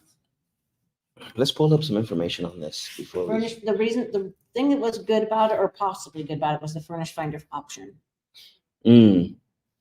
Oh yeah, but also he didn't know the timeline, huh? Like he didn't know what timeline he would give us. He was working with the term.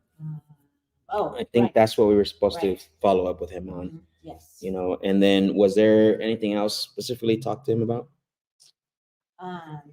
The more he just wanted to kind of understand how this was, he was gonna get the rest of the mortgage information and kind of figure out what time, the timeline, like you said.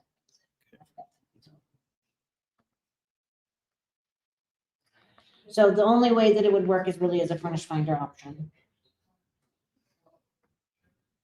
His interest rate was 5.5%.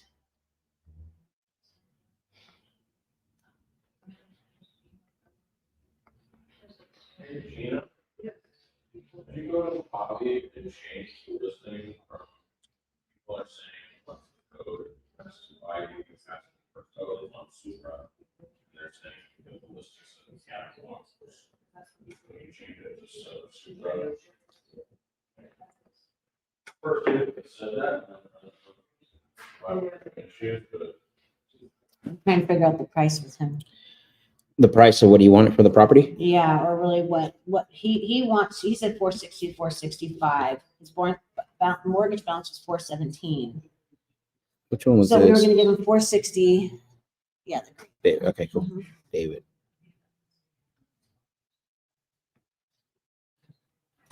All right, let's see.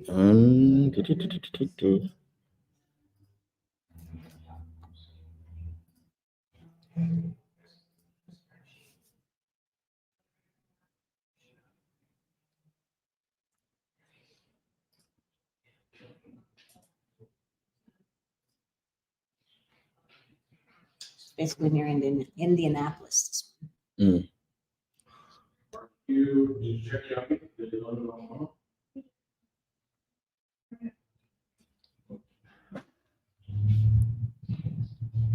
New build. Mm-hmm.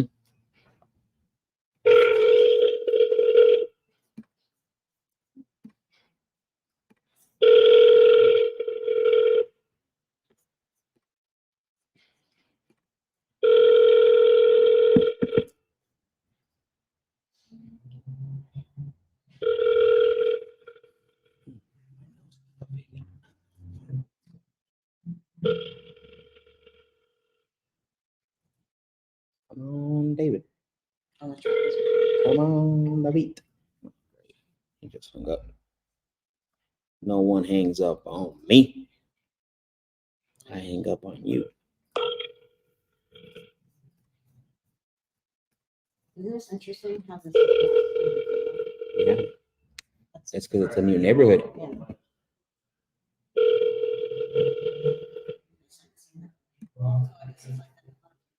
Yeah, those are all new communities. That's why Mhm. the HOA was off on this one, wasn't it? I think it was $400 a month. On top of the payment, he's not picking up. No answer, no voicemail. He didn't pick up. Didn't pick up. Pick up. No picky up.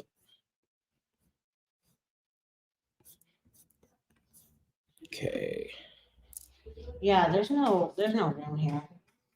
So I'm saying, I think now that I remember, I think the only way would be the furnished finders, but I think the timeline had to be really long, honestly. Like even to the point of keeping it for the term of the loan. Yeah. Exactly. And then the other thing too, I was gonna do is just pitch him, if he wanted to do a short sale on it. So yeah. Okay, you have one you want to call, Ricky? I'll be right back. On the list. Be back. Okay.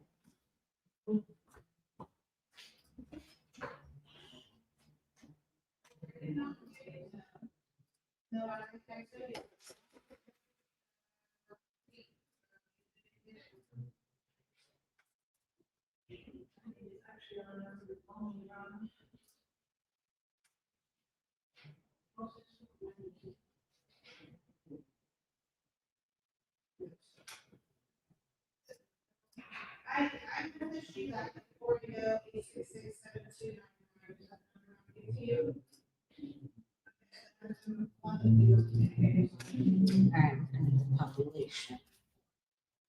Anemia, Minnesota. Never heard. 800 people. So cool.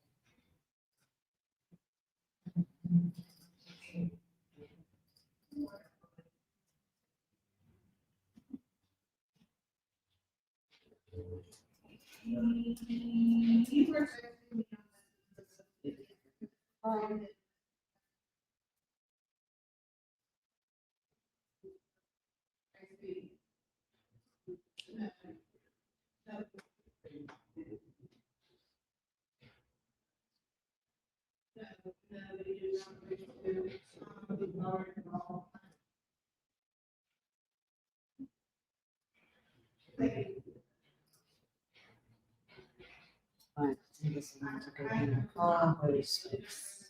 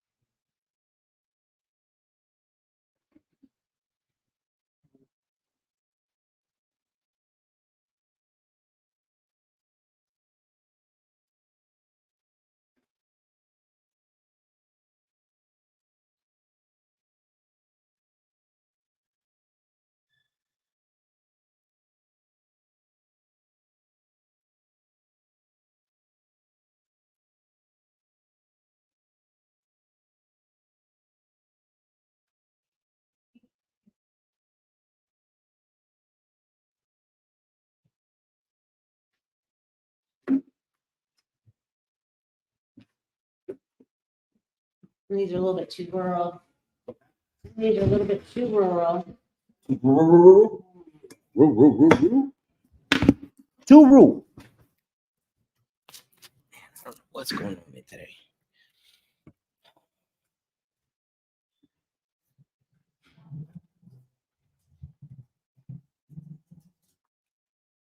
Okay, look at this, 560 people. Nope.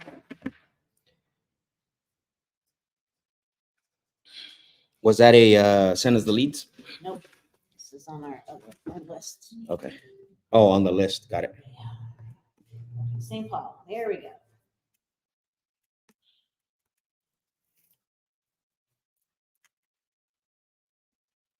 Go Brookie. You got cheerleaders for you, Brookie. Go Brookie. Hey. Go Brookie.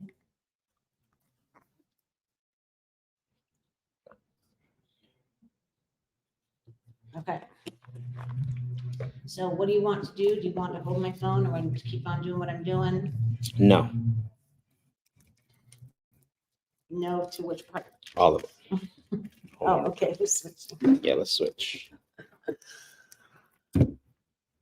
Sorry, guys. Oh, Well, this is what happens. Technology. boy. Yep.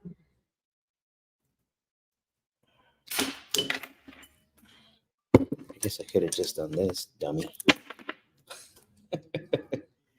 Sometimes you gotta be smart. Gotta be smarter than the microphone.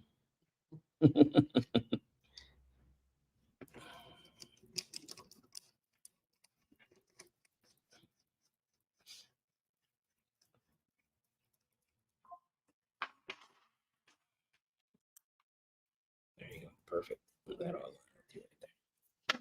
Sometimes you gotta be smarter than the microphone. Oh, there we go. You can put it on. Wait till they answer. Oh, okay. Hello, hi, Willie. Yes. Hi, Willie. My name is Brooke. I received your information. You had filled out a form online about your interest in selling your property on Flandreau Street. Is that right? Oh, if you don't mind me asking, what changed? Just the economy. Just the economy. Okay. Were you looking to sell so you could purchase a new home? No, Okay. we just decided not to do it. Just decide not to do it. Okay. All right. Well, I appreciate the opportunity to talk with you. Thanks for taking my call. All right, thank you. Thank you. Bye-bye. Okay. Well, that's not good. Economy. What a weird. Not interested. Oh, I put that. Go ahead. Oh, did you? I did. Did you not see it? Does it not show you? No, it didn't show me. When you're in there typing, it doesn't show me. Ah, Do you have a lead list of everybody that provides PC leads? Good question. I don't know, but I could look in my docs. Why don't you post something on social, For a master list of all PPC providers? that'll I be want to see fun. what all the comments go. I want to see, like, actually, maybe a Cartel Boss just posted about what we need help with. Maybe I'll post that there. I want to get like, okay, there's rent abatement, there's vacant collector, there's this, there's actually, there's gold. I want to get a list of 70 of these lead providers. And then what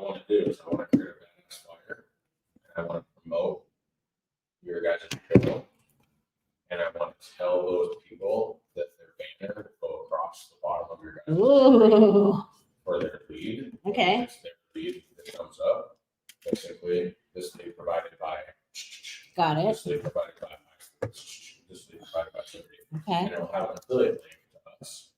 So they'll be able to click the affiliate link, and we'll get credit. And then I also do 75-25 lead split with the JV partner, right? And then we earn credits, and then basically we get paid leads with our credits for free if we don't have a lead split. And then I'll get 30 of these lead providers to supply leads for your guys' show. And now we're just never going to run out of leads. We always have high quality leads.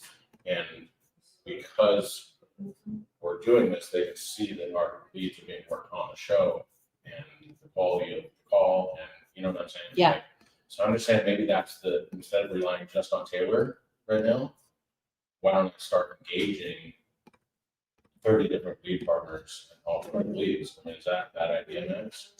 I don't think so, dude. But I mean, we're willing to do a 75-25 split with any lead provider as long as it's a PPC lead that's new and it's exclusive.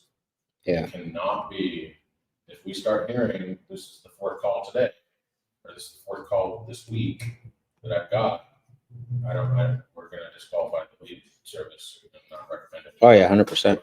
Yeah. So I was gonna customize a candle flyer that has pictures of you guys and show the show, and then have a banner going across like we used to do on Closer Unlimited. Yeah, he has the same thing going with since the deals. Send us the deals, yes, we just add leads, today's leads on the show providing backslash.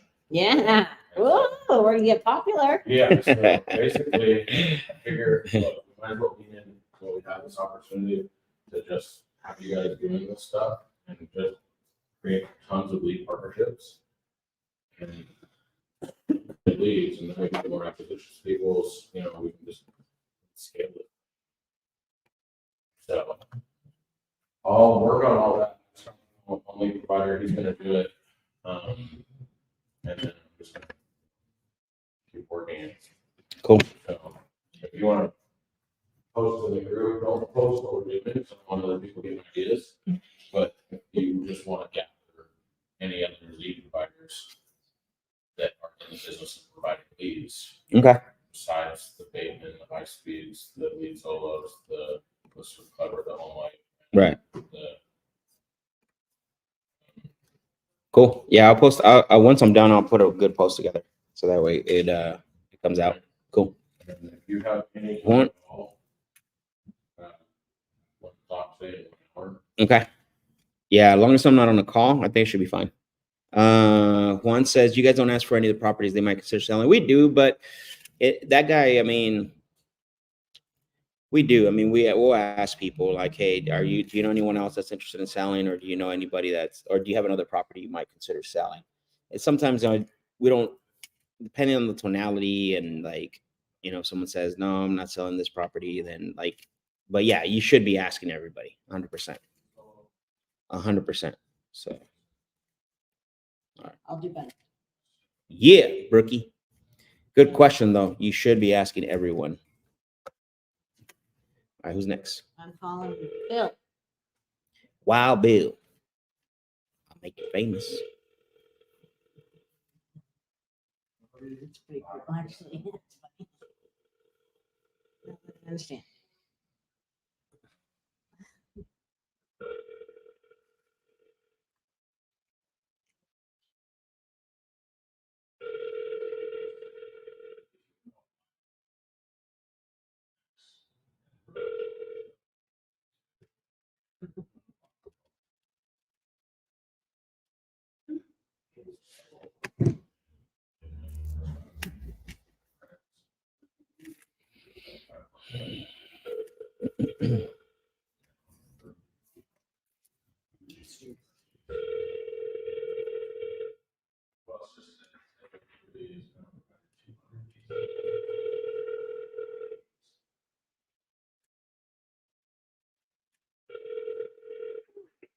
Automatic voice message system. 605-631-961 is not available. At the tone, please record your message. When When you have finished recording, you may hang up or press 1 for more options. Hi, this message is for Bill. This is Brooke calling about your property on South Travis Street because Quick click. All right. Call a few more and then, all right. So no answer, right? no answer. Why did, no, that was Bill, right? Yep. No answer, and you left voicemail, right? Right. All right. Bingo. Green Bill.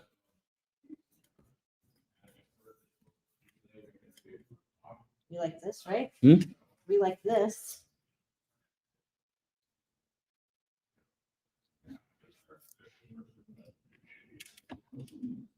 Third decimal person. Adding this.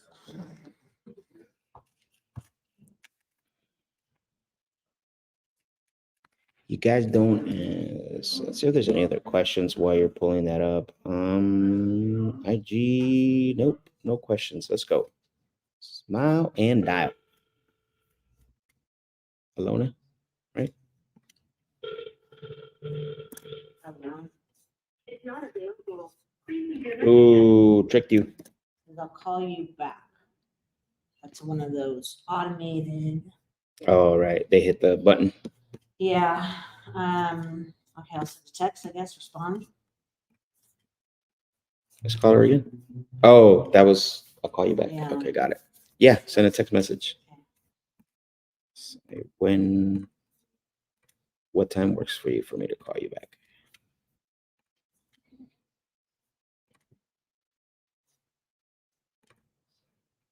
Oops.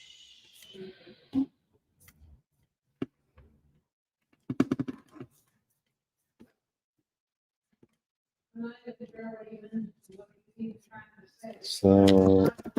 Oops.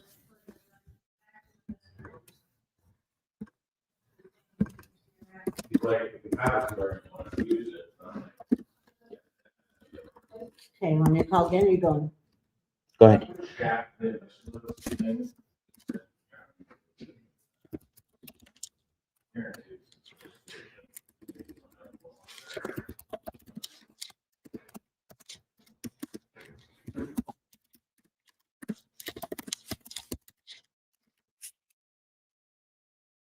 All right, Dennis, right? Yep. Cool.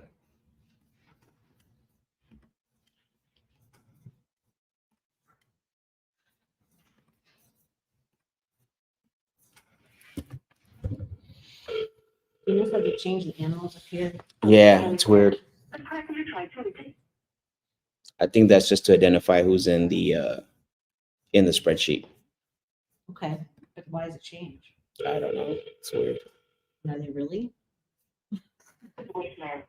Anonymous skunk. That's you. Please record your message. When you have finished recording, you may hang up. Hello, this message is for Dennis. This is Brooke calling about your property on North Church Street because All right, I'll call the next one. Okay. John Clifford. Big John Clifford. Oh yeah, it's a good spot. Good spot. Maybe. I feel it. You feel it? Yeah. Can you feel?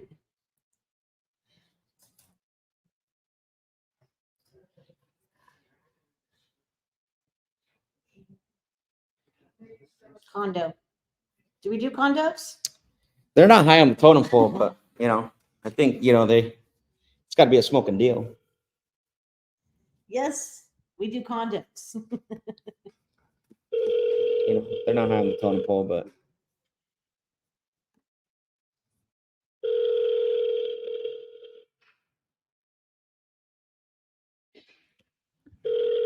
catch my drift.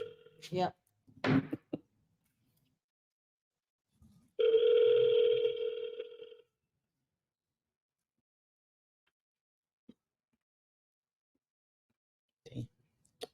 All right. John, Rita. you don't hang up on me.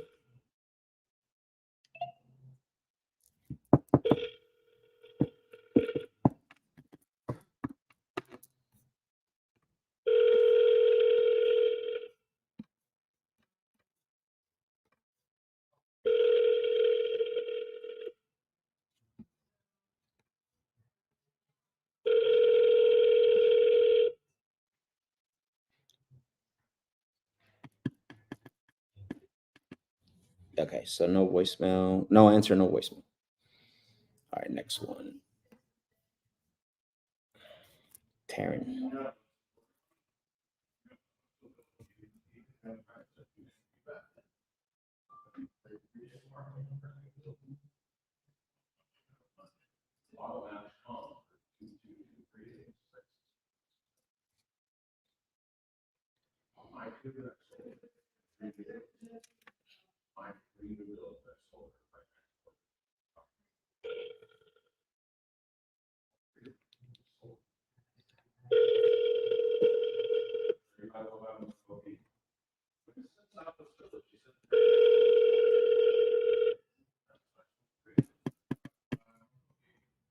Four nine 8088883.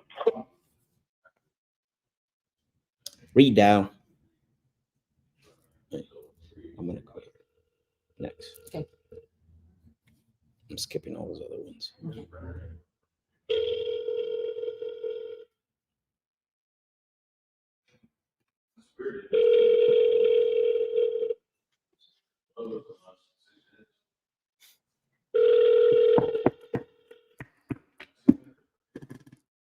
Four nine 8088883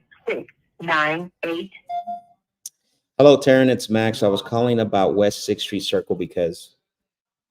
All right, so left voicemail. All right, let's go down to Brent. Brent. We'll go with that one. Sure. All right. Yep.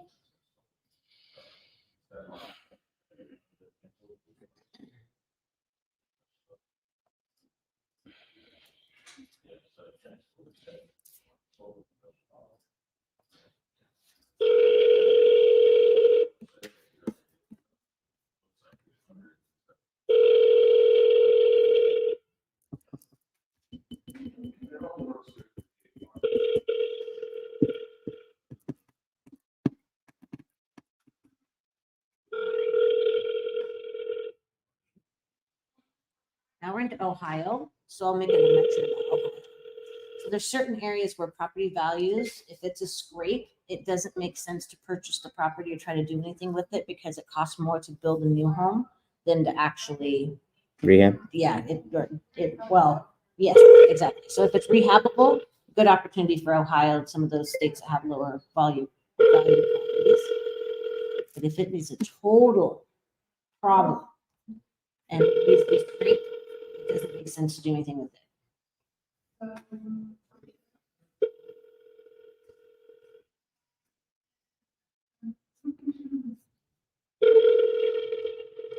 Brent's email is. Oh, All right, no answer. No answer, no voicemail.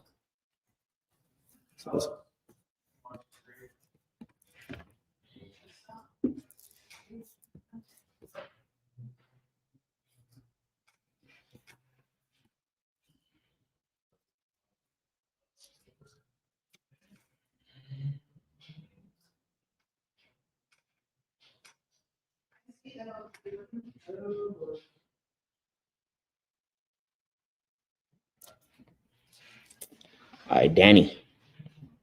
Dan the man. Dan the man with the master plan. Sound like Max.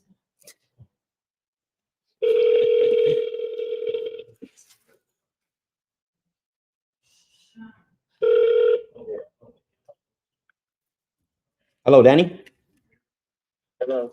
Hey, Danny, it's Max. I was calling you because you had submitted your information about selling that property on Sugar Grove Road.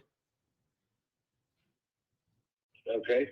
Got it. I appreciate you for confirming that. Yeah, I was following through on that information. I just wanted to ask you a few more questions and wanted to see if we can qualify the property for an offer. Is that fair? Okay. I appreciate that. Let me just pull up, finish up pulling it up here. Can you start off by just verifying for me the bedroom and bathroom count?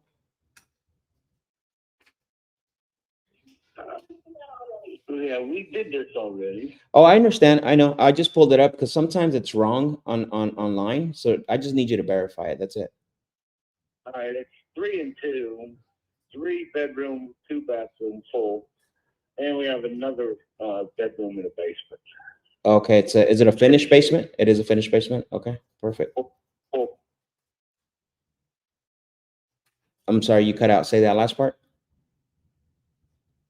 full finished basement. Full finished basement. Okay, perfect. That's great to know. Take a note of that. And the one thing that I don't have though is this a primary or is this a rental property? Primary. Primary. Okay, perfect. So you guys currently live in there. All right. And then, obviously one of the things that's really important to this whole conversation is when you do decide to sell this, not necessarily to us, but just someone you feel comfortable with, is there anyone else that's going to have an input on the sale of the property? Me and my wife live here. Oh, okay. Perfect. Perfect. That's awesome. So it'll be you and her are basically the ones that are ultimately, are going to have an input on the property. Yes, that's Oh, all. got it. Okay. I appreciate you for confirming that. I just like to ask because, a lot of times, I just want to make sure that I'm, answering everybody's questions in regards to how we work and, how our process works. So, and then just ballpark, how long have you owned the property for? 4.5 years. 24 years? Or 4.5 years. Got it. Okay. And what's got you considering selling it so quick and, and since you only owned it for 4.5 years? We do that often, just kind of move. Okay. Well, that's great. I love that. So just moving from different spots. And then, as far as trying to sell the property, have you done anything else recently besides talking to us and filling out some websites? No. Okay. Perfect. So we're the first ones that actually, that talk to you. Well, we had another one, and I think they lowballed us. This is it's on 50 acres, got a pole barn, on and on, and 500,000 was valued at. Is that what you're looking to get? And you want to get 500,000 for it? Okay, got it. Yeah. All right. And that's good. I'm glad that you brought that up because a lot of times we don't buy, we obviously don't buy properties from everyone we speak with. And, usually when I'm buying a property, it's either from somebody that wants, choose a specific close date. Some people, not all of them, they're usually in a financial situation, but most of them sell to us because the property needs a lot of work. Sounds to me like none of those apply to you. Correct, none of those. So quit calling. I'm sorry? None of those two. Got it. Okay. Well, I think obviously I'm not going to be your buyer. That's why I like to be very transparent. 500,000 just puts us out of the, out of the buying range for this property. Have you considered listing the property with the real estate agent at all? Yeah, we have. Okay. And I'm assuming you have an agent that you love working with? Yes. You do. Okay. Perfect. Because I was going to ask if you were open to other recommendations as far as, listing, getting that property on the market. No, we have. If we decide to on market, we have. Okay. And last question for me, and I'll hang up. The 500,000, you wouldn't be open to look at any other offers besides that. Sounds like. That's good. Yeah. Okay. Sounds good. Well, I appreciate the conversation and good luck on selling that property. All right, Danny? Take care. All right, thank you. He's like $250,000 off.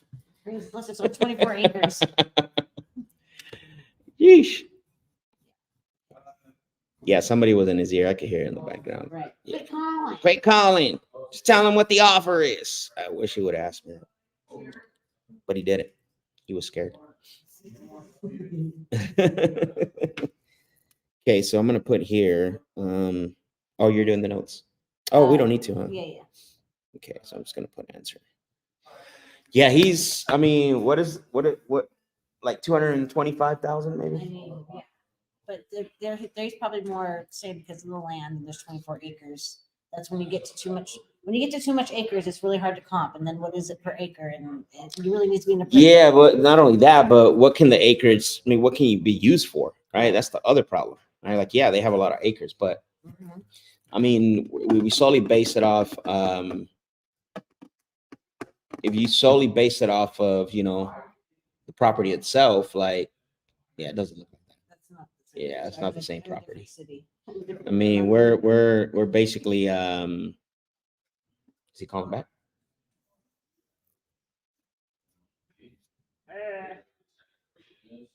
Just get it, 57. Hello, this is Brooke. Your call, they called me twice, Bill and Kim Boyle. Oh, gotcha. Okay, hi. Yes, Bill, right. I actually was calling you regarding your interest in selling your property on Travis Street. We had, you had filled out a form online about your interest in selling. Is that correct? Yeah, I'm trying to, yeah. Okay, great.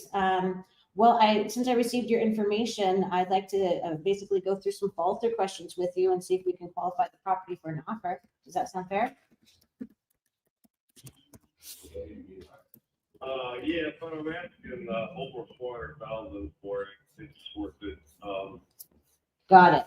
So you're looking for full market value. Yeah. Okay, got it. Understood. All right. Well, I get that. So are you considering listing this with the realtor and putting it on the open market? Not really, because I charge too much interest, I want 7% or 5%. Right. Ask him how he came up with that I sold my number. house myself in Michigan and in Nebraska and saved that percentage. There's no reason why. Okay. My wife can work her whole life, pay on our house, we gotta pay a realtor 7%. Yeah, that's crazy. Can't do that. Yeah. How did you come up with the 400,000? Well, people keep mailing me what it might be worth. And it's up for freeze, but, if I sell it, then I want 4 or over 4. You know, it's 5 bedrooms, deck patio, kitchen, dining room, living room, micro, pool table downstairs, a lot of stuff for the space too, so. Look, okay. Got it. Who's gonna have to want it, know what it's worth, you know? Okay. Okay. All right. Well, I think that's, definitely full market value for you. So if you don't go with a realtor, you're wanting full market value. How are you planning on going for sell by owner to sell this? Or what's your way of which you want to sell that? Well, I tell you, in Michigan, I put a sign in the street, I had a bar that day. Okay. In Nebraska, I put a sign in the grocery store, I had a bar within a week. Got it. So I'm just going by word of mouth, and know it, and I see. I don't know, you know. Okay. So yeah, so just basically in your daily life, just as you're out and about doing things, talking to somebody, see if someone's really interested in buying a property and then at the price you want. That's kind of how you're going about it. Yeah, I already had a little bit of interest, but the offer we up to 3 wasn't enough, so I said no. Oh, okay. So you did get some some offers that were close to 400, but not enough. Yeah. Okay. Well, I guess, let me ask you this. What's your reason for wanting to sell the property? Getting older and want to downsize. The kids are gone, so we don't need 5 bedrooms no more. Got you. Okay. So what are the next plans looking like? Are you going to be purchasing another home right away, or what does that look like for you? We would like to downsize to a 3-bedroom, maybe half and a half, you know. Okay. And how long did you say you've owned this? Here, 18 years. Oh, 18 years. Got you. Okay. So that's a amount of time for sure. All right. So do you have a mortgage on the property, or do you own it free and clear? No, we still about 162. 162. Okay. So let me ask you this. Obviously, I don't think we're going to be a good buyer for you with the one lump sum price. But is the plan for you to be able to sell this and with your equity, use that towards your next home? Yes. Okay. Got it.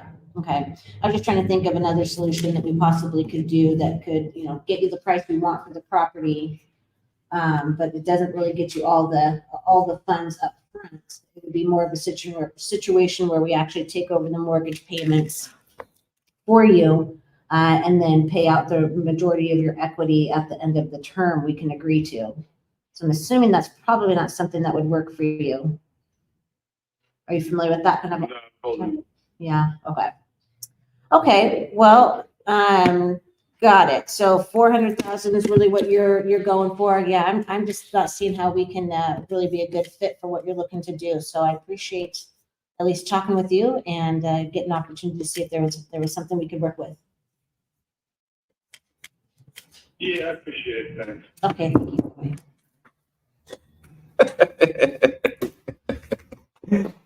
Yeah. Because someone's sending me flyers. It's like I've been Wow. getting flyers, and you know, like that was funny. Okay, guy. Yeah, that's funny. Funny. All right, we got some questions here. What day you went over the contract with the sellers? So 5 and 8, Yeah, so definitely Friday, last Friday. and then 5. Yeah, so number 5. Okay. They're marked, the videos. Okay, got it. Yeah, number 1, number 2, number 3, number 4, number 5. So definitely day number 8 and day number 5. So Derek says, Max, what do y'all do with those leads that go that direction? Honestly, they're cold leads. You know what I'm saying? They're cold leads. So we put them on a long-term follow-up. Like they got to be away from our peripheral vision. We got a lot more to call. That's the only reason why, though. We have a lot more to call. But really, in reality, we didn't get a lot to feel like this is a warm lead. Did you? Yeah. Yeah, exactly. Way cold lead. Yeah. So don't get caught up trying to turn a pony into a thoroughbred for you to race on. Just because it's a horse doesn't mean it's going to run like a thoroughbred. So, Tony says sift. Exactly. Yeah. Jermaine says, let's go. Ready to lock one up today. Absolutely. Okay. Derek, what up? Says, what up, Tony? Thank you for the fire emojis. It says he's been getting flyers and all the things. Laugh out loud. Yeah, he has. He just magically sells his house. Working that. Let's go. Exactly. Not to sell at the grocery store. Why didn't the numbers make sense for us, Brooke? Stephanie's asking that. Oh, okay. Because we could see here in the background. So we're looking at the property, and the value of the property on Zillow was 371. So, and he was just looking at this. And so I can tell by Max's, inclination or whatever your mannerisms here. Gestures. Gestures. There we go. That it wasn't going to be a deal. He's asking for 400. And then Max says, how did you come up with the 400? He's whispering in my ear a little bit about it. So. Yeah. Yeah. How many times other than not do the calls actually end up like this? Actually more than not, because the thing is that you're looking for a very specific avatar, a very specific, seller that needs your solution. And this is what I always say, like, I don't care if it's creative, I don't care if it's innovation or even a cash offer. Not everyone is going to be your solution, right? Not everyone's going to fit your solution. Not everyone's going to be your prospect, right? No matter what. Way more suspects than prospects. You're going to run exactly. That's why we're looking out for that. Exactly. That's why over here on YouTube, Stephanie, because I know you're on Instagram. And I'm going to post it here. Tony, I'm going to put the comment. Tony Garcia said, Tony said, sift, because that's really what you're doing, right? You got to be in sifting mode with your goals in front of you, so you can know which seller fits your solution, so that way you don't get caught up in convincing. Yeah. So you're going to go through a lot of calls for sure. Mm-hmm. And you'll be surprised. Some people are going to be easier than others to talk to, and they're going to say yes right away. And you also have to be prepared for that. Because a lot of people they prepare for all the objections and all the bad conversations, but a lot of people don't prepare for, like, yes, I want to sell and it meets your criteria. Like, what do I do next? It's a mental game. All right.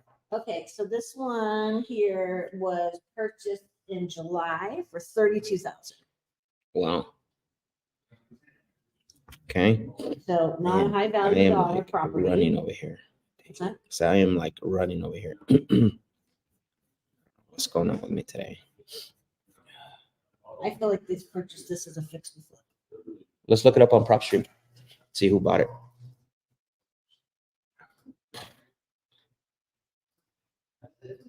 Well, you're hiding it well. I'm not noticing. You're running. Yep. It was an LLC. Mm-hmm. Wow. So we just looked up the property to see, because it was purchased so quick glance, what I'm looking at is the property was purchased in July for 32,000 and this estimate says 83. Not that this estimate's exactly right, but it gives us an idea, and it's in the neighborhood. And there's no so- pictures. And there's no pictures, so, and then we looked it up on PropStream, and the buyer, or the owner on record is an LLC, so that gives us all kinds of clues that they probably purchased it. It's fix and flip, and they are, And then we go to Prop Street and we verify that it was an LLC that bought it. so probably wanting to sell for more. I mean, possibly, right? Like they might want to sell for more, but also it could just be wanting to dump your criteria. What's the best? Want to dump the sorry, not the criteria, the asset right away. Maybe you want to Okay. call or you want to? Yeah. Yeah, let's call. Lonnie said, "Thank you, both, for this content. Very helpful." You're welcome, Lonnie. Thank you for joining us.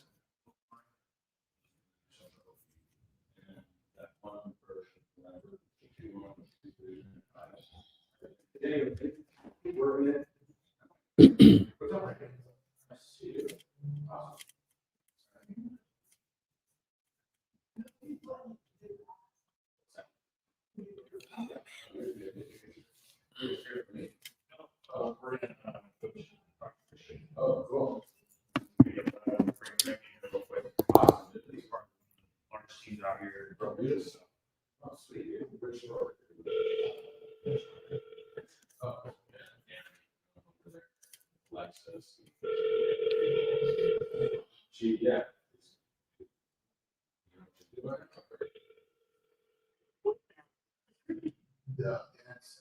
Nothing. Oh,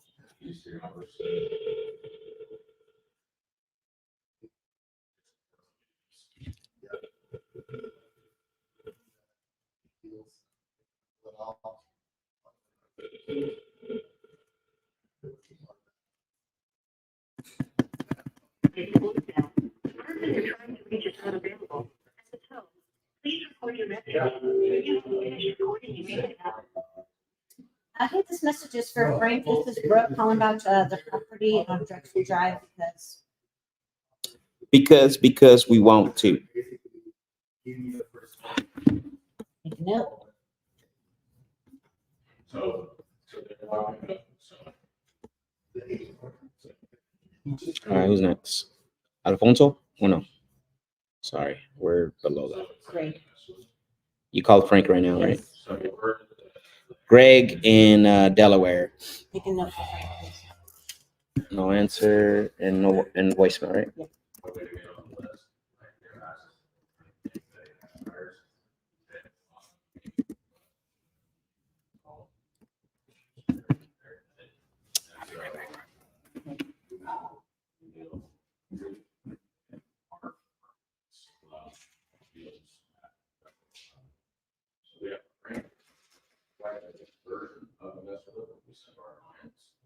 But in reality, it's more or less like search by state and see every single.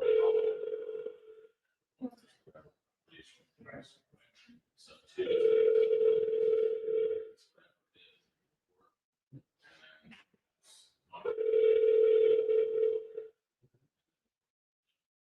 so it's just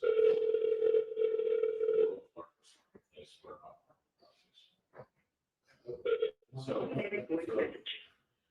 can't become part of it. Oh, 2.5 years since its inception. Yeah. Robert Lentz is CEO. Just got back from.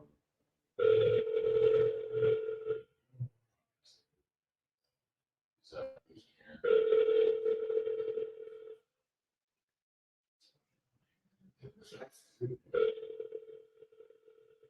Either way. Yeah, if you're running.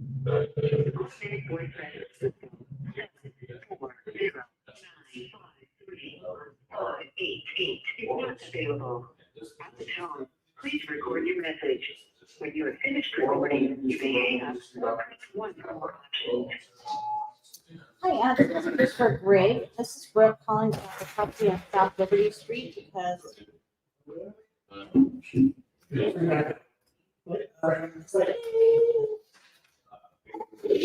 excuse me. You know, if you guys do this first, maybe. And moving along.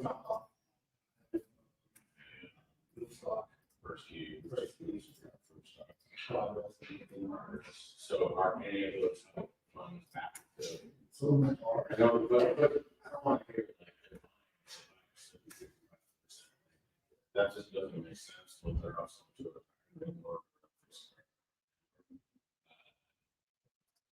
Take it on ourselves, I know Mr. Part 3 has a lot of.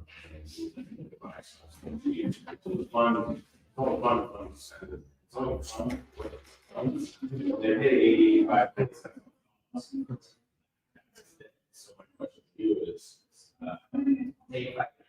you still have like that order for these covers? Is it to restock?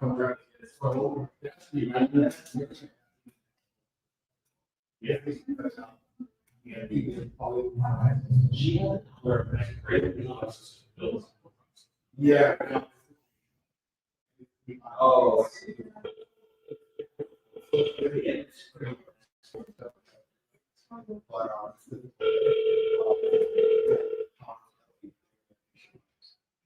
It's interesting. Yeah.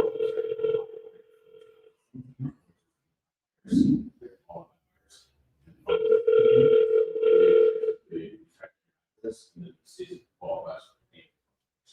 It does automatically go to us and then we submit it to the public. So it's interesting that we're working kind of competition is also operation. How do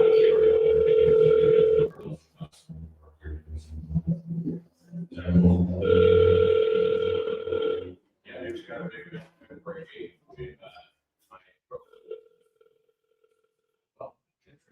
You will say deals tomorrow.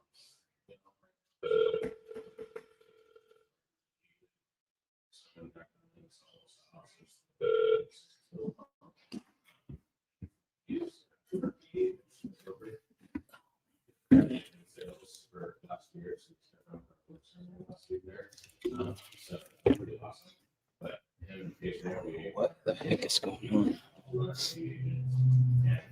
Sorry, Brookie. Hey, Leaving you hanging over here. I'm just dialing down, smiling and dying. So I like it. Okay, listen. Stephanie wants to know, why don't you leave a message? Oh, they wasn't able to leave a message. No, and they like on the ones we do. Like, or sorry, why didn't you leave a full message? Excuse me. Oh, She's probably asking about the cliffhanger voicemail. so do the cliffhangers. Because then they have to know, if we tell them why we're calling, then they're not gonna they're gonna already know and then not likely call us back.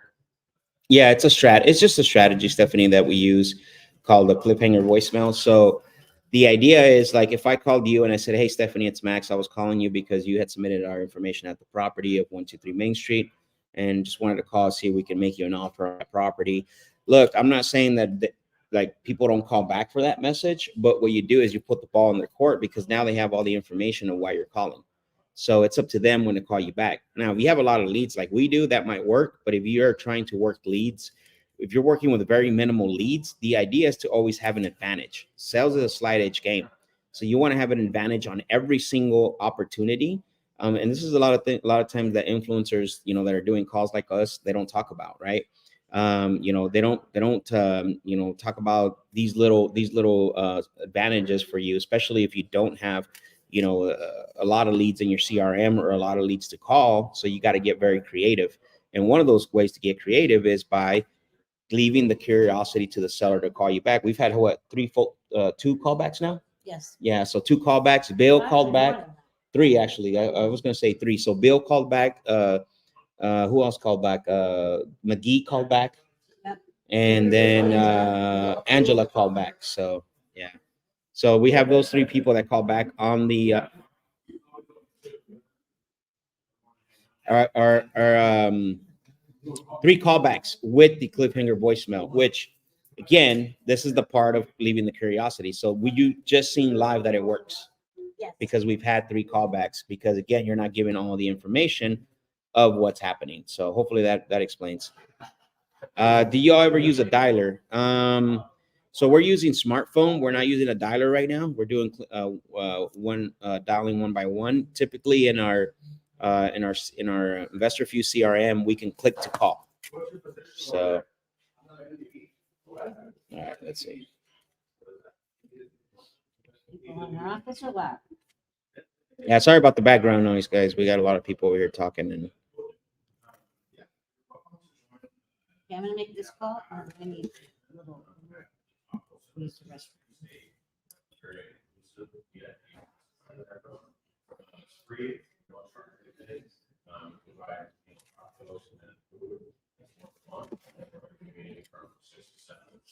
So I'm Jeremy. who? Jeremy? Jeremy. All right, let's go.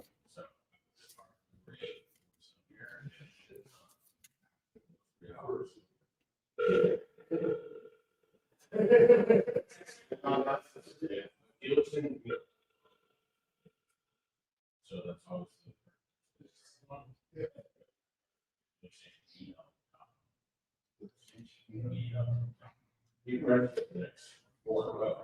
so you can get email notifications you won't get.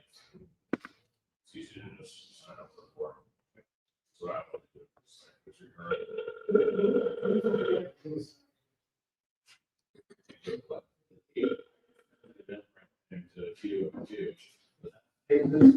Answer the voicemail. Okay, you good to call Judith? What's that? Judith? Yeah, I can call. Let's go, Judith.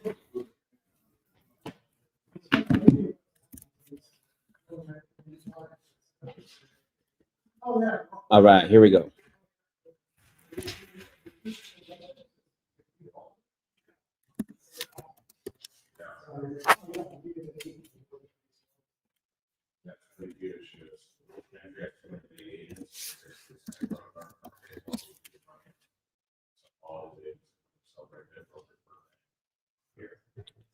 All right, so we got this one in Lancaster, Ohio. So we're about to call a property in Lancaster, Ohio.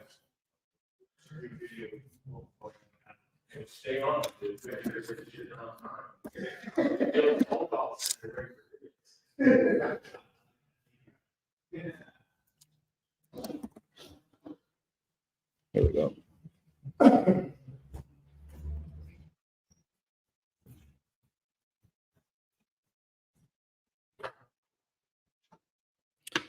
Okay.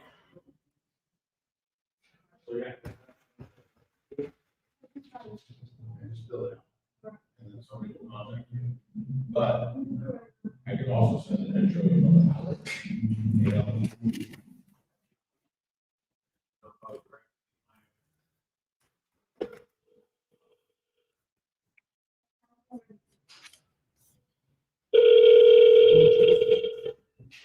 Yeah, I just called her. I pulled up her info because I didn't know if you wanted to do it. So let's make sure I look up her info.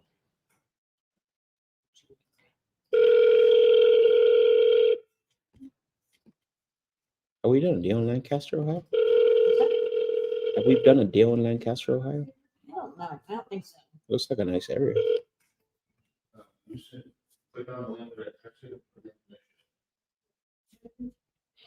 Looks decent. You have to type in Lancaster. And it'll pull up. Got you.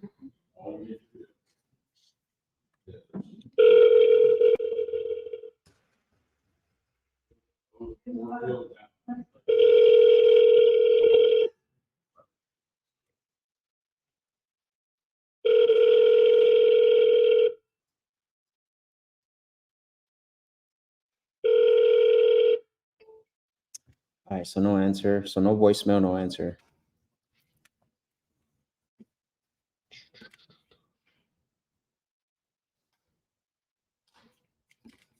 All right, let's talk. Let's call Justin. Justin. Justin. Hello? Justin Fox, right? I think it is. All right, let's see.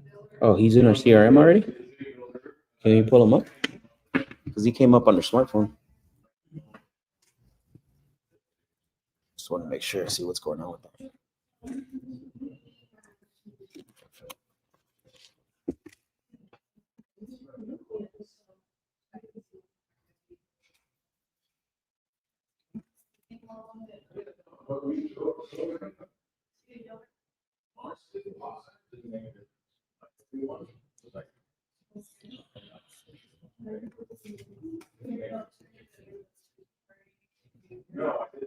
No?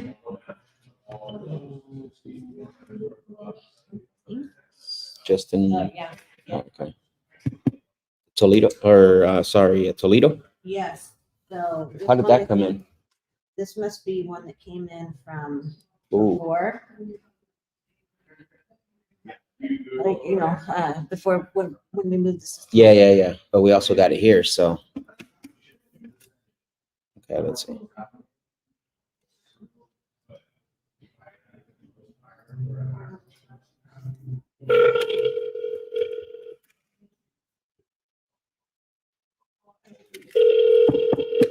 Let's go, Justin.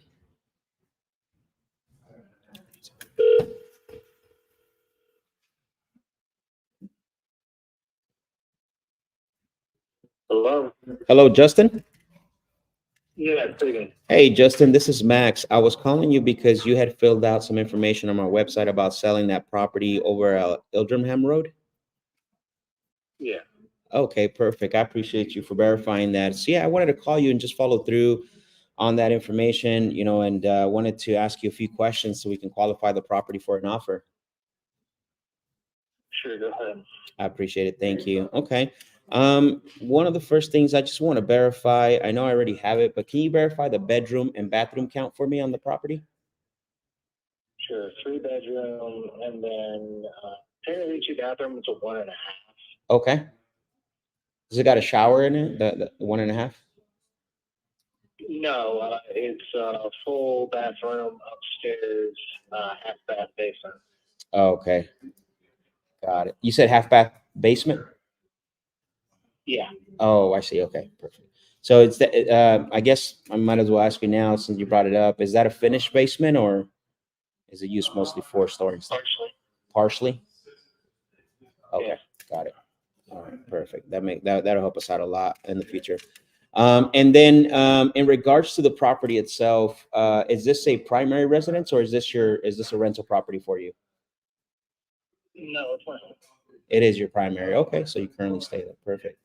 And then something really important for us, obviously, when you do decide to sell this, is there anyone else that's going to have an input on the sale of the property at all? No. There's not. Okay, so there's no one that we need to consult with or call or anything like that? No. Okay, I appreciate you. Thank you for that. I just like to ask that because I want to make sure that I can, answer everybody's question that potentially will be part of the process. But in this case, doesn't sound like there's anyone else. And then how long have you owned the property by any chance?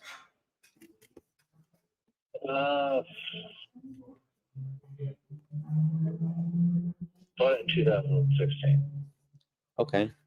So it's a 2016, so close to 10 years maybe now? I'm sorry? 8, 10 years. Yeah. Okay, got it. Perfect. And then, I mean, obviously, you kind of crossing that 10-year line mark now. What has you considering selling after all this time?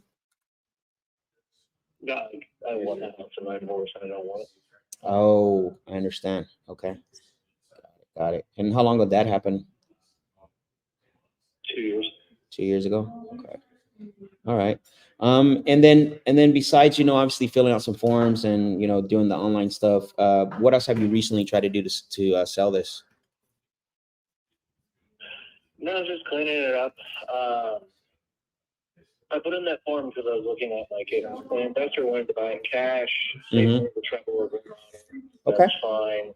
But otherwise, I'm just going to remodel it, put it on the market with a real estate agent that I'm friends with. Sure. Got it.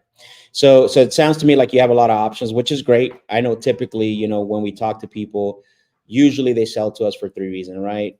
First, reason number one, they just want to secure, closing date, which is understandable. They don't want to, be on the market for a long time. A lot of times, not everyone, they usually sell to us because financial reasons, but a lot of them sell to us because the property needs a lot of repairs. Sounds to me like none of those apply to you in this case. No, I mean, it's in what I would consider move-in ready condition. I mean, the kitchen needs remodeled, so I'm going to paint and remodel the upstairs bathroom. But other than needing cabinet faces, really the house is not in that bad a condition at all. Just need some paint, a little bit of love, that's about it. Okay, got it. And since you bought it, nothing's been done to the property at all since you bought the property? No, no major renovations. No major renovations. But it seems to me like, obviously, sounds to me like if you don't get, particularly that number you're looking for, you can do the work yourself from what I'm hearing. Yeah. Okay. Perfect. So I do want to, try to at least get an offer for you, somewhat of a preliminary offer. I got Brooke, who's a part of my underwriting team, was here, right by me. I do want to just see if I can just, tell you a little bit about how the rest of the calls go. If that's okay. Sure, that's fine. I appreciate it. So from this point on, I'm going to ask you just a few more questions. The call is going to be about 5 minutes at least, or up to 10 minutes. And obviously, the reason why is because we don't buy every property from everyone we talk to. And in order for us to find out, to give you at least somewhat idea where we'd be on the offer, I do have to ask you some questions. So that's kind of the timeline we're working with. Okay. And then naturally, if we discover, that you like what we're saying and potentially the offer works for you, and you do want to work with us, working together for means putting everything that we talked about in writing. Is that fair? Yeah. Okay, perfect. I appreciate it. So I know you told me a little bit about the reasons you're selling. I don't want to, go that route as far as that goes. If you did get an offer that you can depend on and you felt comfortable with, what's the timeline that you're working with as far as how soon do you feel comfortable selling this? I would be looking for a 30-day close. Okay, so you're looking to get this done. Time to move my stuff out. You're looking to get this done pretty quick, it sounds like. Yeah. Okay, perfect. I love that. And I know you mentioned a couple minutes ago about going the route, obviously you have a lot of options, which is either you're going to fix it up, list it, you have somebody that can list it for you. But right now it sounds to me like you're mostly looking to see if you can just get it done going the convenience route. Yeah, no, I mean, I'm right at the cusp of, starting major renovations, pulling carpet, going back to hardwood floors, sanding them, refinishing them. So if I can avoid that, that's fine with me. Sure. It's always good if you can avoid that, right, and get what you want for it. Yeah. Yeah, that makes sense. That makes sense. And I like to ask those things because I know a lot of times, like I mentioned earlier, right, we get people calling us and they don't have a lot of options, but you're in a good position. I'm going to ask you a few more things just in regards to the property. Can you just tell me a little bit about what's on the outside, just kind of where as it sits right now, obviously what it looks like, and what do you think need to be done on the outside to get it up to 2024 standards? For the exterior, window casement painting. So I had all original, almost floor to ceiling original windows.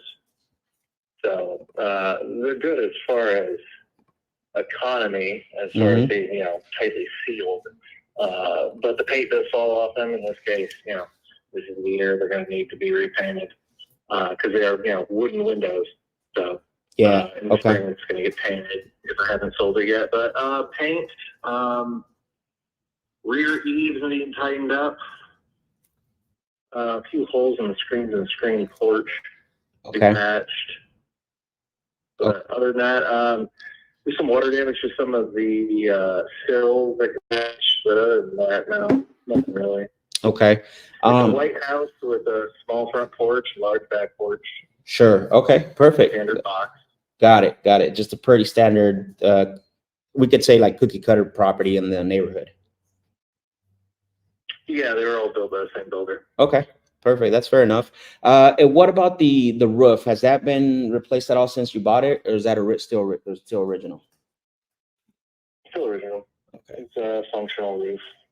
Okay. Let me look. And then, can you tell me if the AC has been replaced since you bought it? AC and high efficiency furnace in 2014. Okay, perfect. That helps out a lot. And water heater 2013. Everything still works perfectly. Cool. So we got somewhat of a new AC furnace and then the water heater, which is great. That helps out a lot too, because that'll lower the cost as far as if we do decide to, do some work on this. Now on the inside, everything's original from when you bought it. As far as, has any paint been done, updated, or the flooring updated at all? It's been painted into a gray color, but no, other than that, floors are the same, carpet's the same. The house would be coming with the appliances. Okay. Perfect. Uh, All right, got it. And in the kitchen, as far as countertops and stuff, we would have to replace those as well, sounds like. yeah, no, I mean, countertops are standard wood, painting in marble faux. Cabinets don't have cabinet faces, so you have to do that. Let us know. Okay, got it. Perfect. I think I have enough information here to at least get over to Brooke, who's part of my underwriting team. So let me place you on hold for like 60 seconds. I'm going to get this information over her, and then I'll be right back in like 60 seconds, okay? Sure. All right, thank you. Okay, so we have 175K is probably a Okay. probably 175K. That's the highest it's been sold. It Sure. feels like more like his, right? Mhm. And it's nice and updated. His is actually pretty cute. Look at the pictures. This is very similar to this, but this is totally updated. Oh, that's nice. That's sold for 175? Yeah, Wow, that's good. And his is all original. That's going to take a lot of money to get it up to that. but these pictures are actually pretty good. His? Yeah. But that was from 10 years ago. Let me look. Okay. Let me look. Let's see.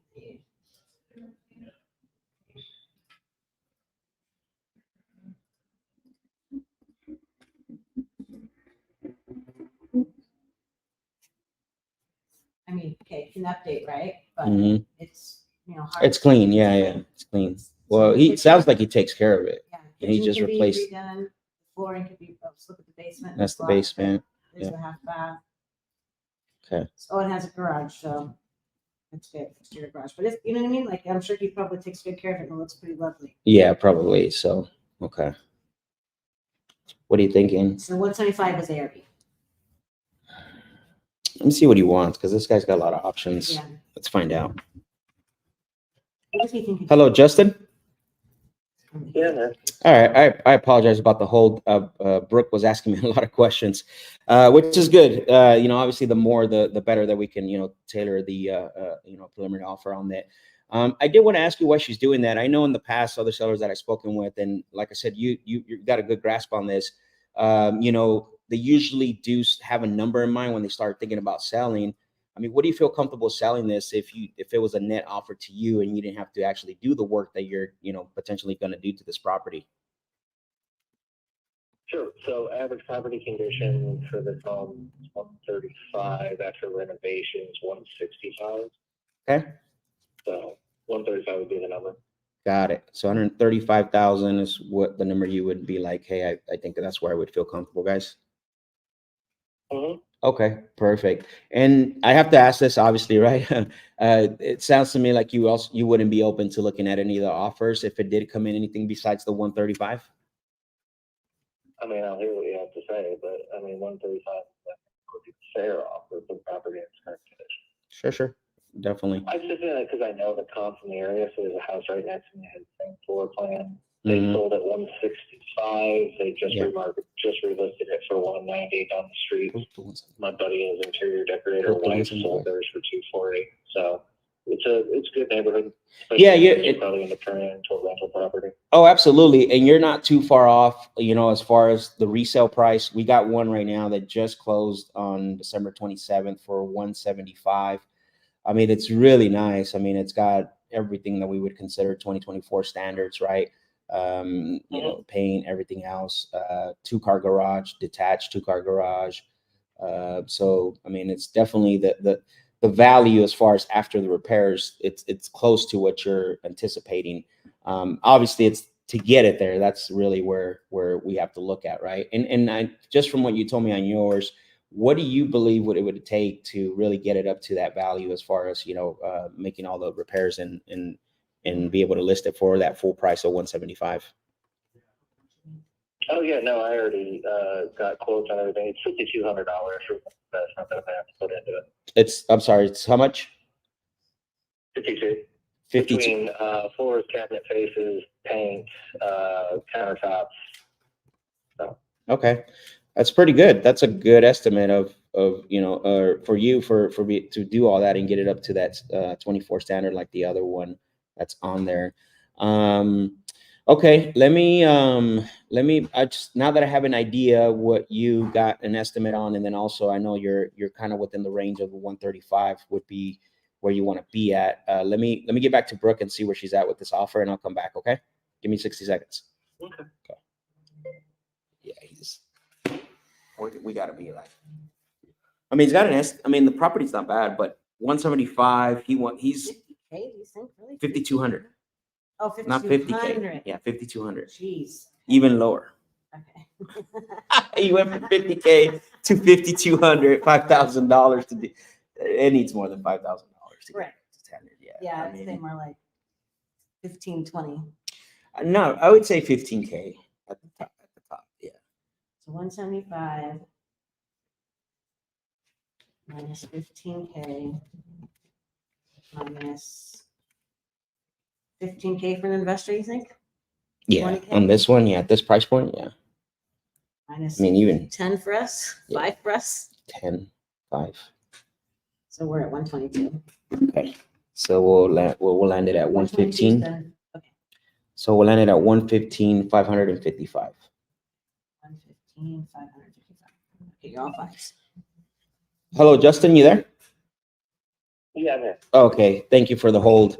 All right, so again, just based off the information we got, Brooke finally ended up, putting everything together for us, and based on what you told us in regards to what you believe is the repair cost, she actually came back a lot higher than what I anticipated. I thought she was going to be, honestly, I thought she was going to be lower than 100, but the offer that she came up with was $115,555. Yeah. No, I mean it's. I understand you guys are in the business to make money, so I understand that you'd want to buy it that low and then make between 40 and 45,000 on the house. It's just that I can do with $5,000 in a few months' time, make a lot more. I get it. Myself, so. No, understandable. So, and again, I that's just, again, that's the offer that, that we have as a preliminary. I mean, so let me ask you this, because we're not too far apart, obviously, how close could you be to that 115, 555 that I can go back to her and work, we can work this out and you don't have to do all the repairs and get it moving and get moving from there and all that. Yeah. So the lowest I would go would be 130, because that would be essentially giving you the $5,000 you need to rehab it. Well, I appreciate that. One thing we have to consider too, we have a 6% sales, fee that we got to pay, right? That's before we give concessions and all that as well. We also have to consider that. Even you're going to run into this. This is not something I'm trying to make up. When you go to the sales side on the listing, you got 6% for selling, and then you got some concessions and then closing cost. I mean, typically that's ranges from 5 to 7%, just depending on the title company and the agent. Yeah. So yeah, see, the agent that I'm going to be listing with is the one that I bought it for, so you can do it for free. For 3, yeah, and then 2% to the buy agent maybe. So that's 5% right there. You see what I'm saying? So you have typically he's a whole broker, so. Oh, got it. Okay. So basically, I mean, if she came back at say 123, that would be a deal breaker for you. I mean, if I was feeling generous, 128 would be the number, but I mean, it sounds small, but 10 grand is a big number. I get it. Again. And I don't even know, right, if they're gonna budge. I'm just saying it's let me place you on hold really quick, okay? And then we'll come back with that final number for you. All right. Give me 60 seconds. Yeah, thank you, Justin. So what's our MAO? 122,750.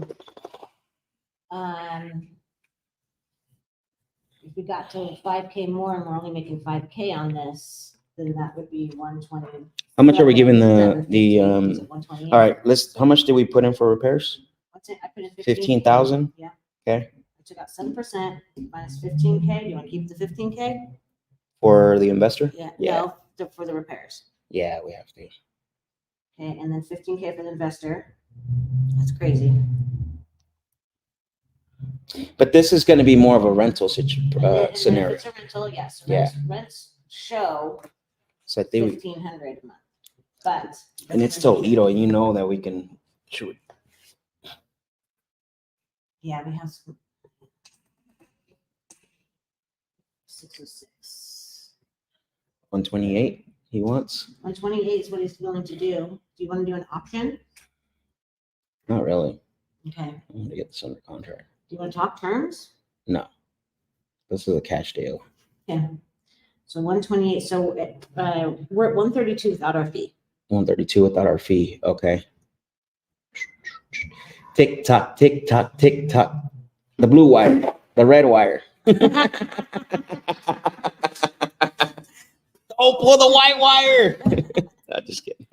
Here we go. I'm gonna tell him he came in at 127, 126, Yeah, 126, 126.7. Hello, Justin, you there? Yeah, I'm here. All right. So talking to Brooke, I explained to her, obviously, right, the whole conversation we're having. And again, they're just running numbers. They haven't been in the conversation with you and I.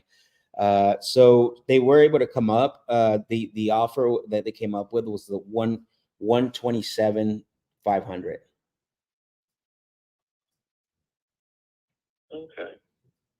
Here's what we're gonna do. I mean, we're only Open my. say that again. I'm sorry. Hold on, give me 1 second. Sure. What's your name? Oh, I'm sorry. My name is Max, and I do apologize that I didn't make that clear in the beginning of the conversation. I'm sorry. No, you had mentioned it. I just forgot. Okay. What company you with now? So our company's called Sell Quick for Cash. We basically buy properties across the country, and we're in 4 different markets. Yeah. And you had just filled out the form on our website. Yeah. Yeah. What is your best callback? My best callback number is this one I'm calling you on, 480-791-2884.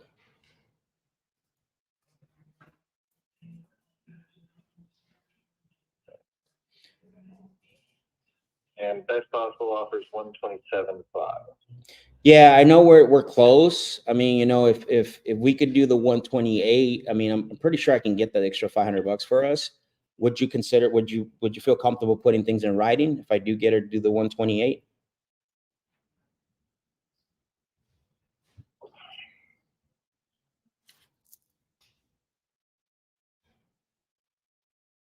That leaves me thinking on if I do really want to be generous on that, because like I said, 135 is that number.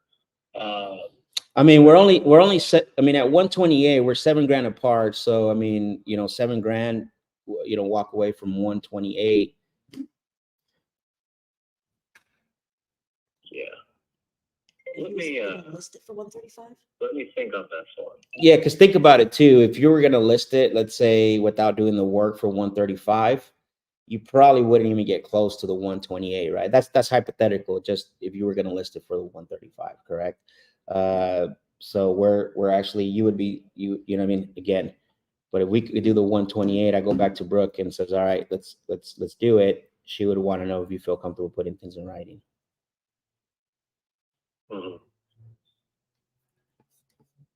No, that's a 4-8 number. So you guys are in Arizona. Do you have local contractors that you work with? Or? We do, yeah. So Toledo, Ohio is one of our markets. We have partners that we work with in the area. We've bought many properties in actually Ohio, specifically Toledo. That's why we call you. We're very specific on the markets that we actually buy in. Mm-hmm. And how would we be doing closing? Quick claim or? No, we go through a title company, right? Everything has to go through a title company just to make sure that, we get title insurance, and then also to make sure that, they're going to do a title search, just to check that, we can transfer title. So we use a title company for everything, and we'll take care of the title cost. So the 128 would be net to you. You wouldn't have to pay anything out of pocket. What are your hours? I'm sorry? What are your hours tomorrow? My hours, I mean, this is actually my direct line. So whenever you call, I'm going to be available. But you're asking that for a reason? Yeah, I mean, because it is an attractive offer. It's not exactly what I want, so I want to sit on it, think about it, and Okay. like actually, make an informed decision. Sure. On my part, as opposed Totally agree with you 100%. to Yeah. Of course, I've had many sellers tell me that in the past. It's something that's standard I get from sellers. I do want to ask you, because typically when I do hear, I want to think about is usually, either I don't have enough information, or I don't trust Max, or potentially, right, it's like I don't like the offer. Just for my sake, which one of those three do you believe that is? So, I mean, for me, it's one, I want to research your company. Mm-hmm. Two, we are $7,000 short. So it's me deciding if I can let go of that $7,000. Because for me, it's not just $7,000. It's, if I put that $5,000 in, I could probably sell at 165. Probably. It's, Right. 37,000. So it's making a decision on, do I want to go the easy route, or do I want to put in some hard labor and make another $30,000? That's all going to depend on how much you value your time, right? When it comes to measuring that, because even though it's only $7,000, or $5,000 or whatever that is, but also we're not considering the time that it's going to take to really get it up to that 2024 standards. And I can tell you right now, with the interest rates being high, and this is just what we experience, we've had to give more concessions than ever, because people aren't just, it's not 2021, right, where people just wanted to buy a property because of low interest rate. People are being very picky. Just, again, this is what we're seeing on our end, right, in different markets. So again, and really $7,000, like I said, if you were to list it, just because you do have a value of 135, you're not really losing anything, because in reality you probably end up paying, a lot more than that, when it comes to that, if you didn't do the repairs. That's just what I'm saying. Yeah. No, I mean, really, it's a black or white. Either I'm going to sell it to you, or I'm going to do the repairs. There's not really a middle ground when I list it in its current condition. Correct. Okay. Well, I mean, you got $128,000 right now that we can get it written up. My underwriting team will start working on putting the funds aside, and we can open up escrow as soon as you say, let's get it in writing, and we can do that. Yeah. So let me sleep on it and give you a call tomorrow. I'll give you a call regardless of the decision. Right, will be hanging. That's why I was asking what your hours are. When you're typically in the office. Sure. I mean, so I'm, like I said, this is my direct number. I can be, again, in the office. I'm in the office. Anytime that you call me, it comes directly to me. So there's no like specific time. This is what I do. This is my full-time job. It's what I do. So when I do this, let me verify. Give me 1 second here. I'm going to verify your email really quick. Bear with me. Okay. Let me see. Sure, go ahead. Let's see here. jfox3216 at Gmail. Got it. So jfox3216@gmail.com. Okay. So what I want to do is I am going to have my transaction coordinator put that offer together for you. And then why don't you and I tomorrow, let's schedule a call. Let's get on the calendar to get on a phone call. What time tomorrow, if you or me calling tomorrow to get on a phone call together, what time would you set that up on your calendar? I would say probably 3 p.m. right when we're talking now. Right when we're talking now. Okay, perfect. So let me pull up my Yeah, 3 calendar. p.m. I'm gonna pull up my calendar real quick. Let's see here. I'm gonna move something around here just for you. All right, so I just put it on my calendar I'm gonna call you 3 p.m. your time tomorrow. So I'm gonna have my transaction coordinator, so that way you can see terms and you can look at everything. And then, by the way, if you want, look us up under our parent company as well, which is Green Elephant Development. So we're actually a development company too. That we're licensed contractors and all that too as well. So that way you can get an idea of who we are. So you're Green Elephant. Yeah, correct. Okay. Yep. So, I actually had an offer from you guys before, and when I called back, the number was dead. Oh, really? That's that. Let's go back to that now. That doesn't seem right. Yeah, no. So I had Josh with Green Elephant Development, and Okay.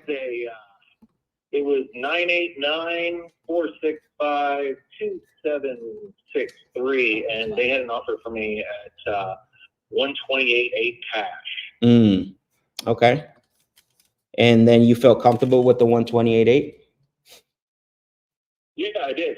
Because Okay. I had 4 other local cash buyers come through, Sure. and they were all within a few $100s of it, but it was the highest. So I tried to give them a call back, but it was a dead number. Oh, wow. Interesting. Okay. Yeah, I don't know what happened there. I could tell you Josh is he's moved on, and he decided to do some other stuff. And so I was here actually when Josh was here, or he was working. Obviously I'm the one who's running the team and all that stuff. And I don't remember him mentioning this specific transaction. So that's why I was curious. I would have remembered. I'm pretty good at remembering all the transactions that we work with and negotiate. But okay, so obviously we got some history, which is good.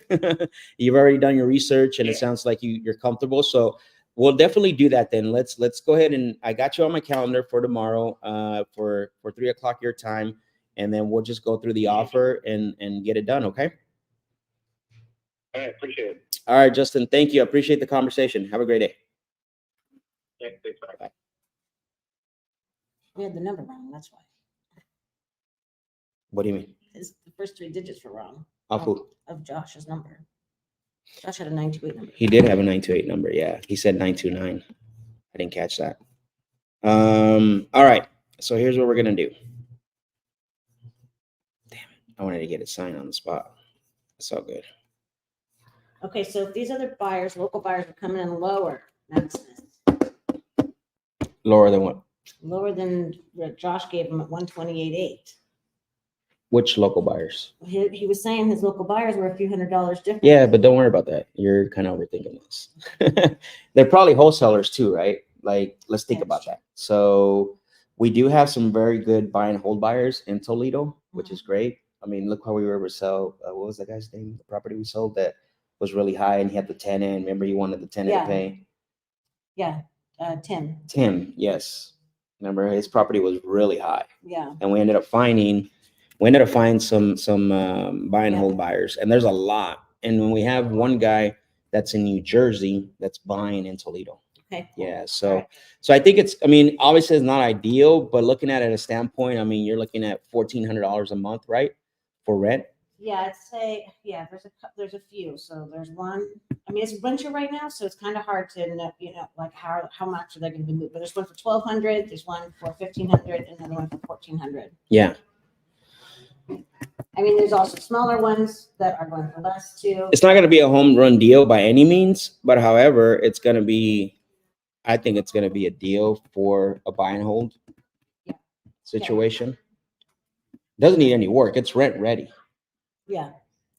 And so and I get it. Like, I'm not trying to dismiss the whole fact that the local buyers were a little lower, but those are probably wholesalers as well. Okay. You know what I mean? I just take that kind of stuff into consideration. Like, okay. I do, but I always think about, like, they're doing what we're doing, right? Yeah. Everybody wants it real cheap, but then you have buyers that are usually working with agents, and they're looking for potentially a rental property.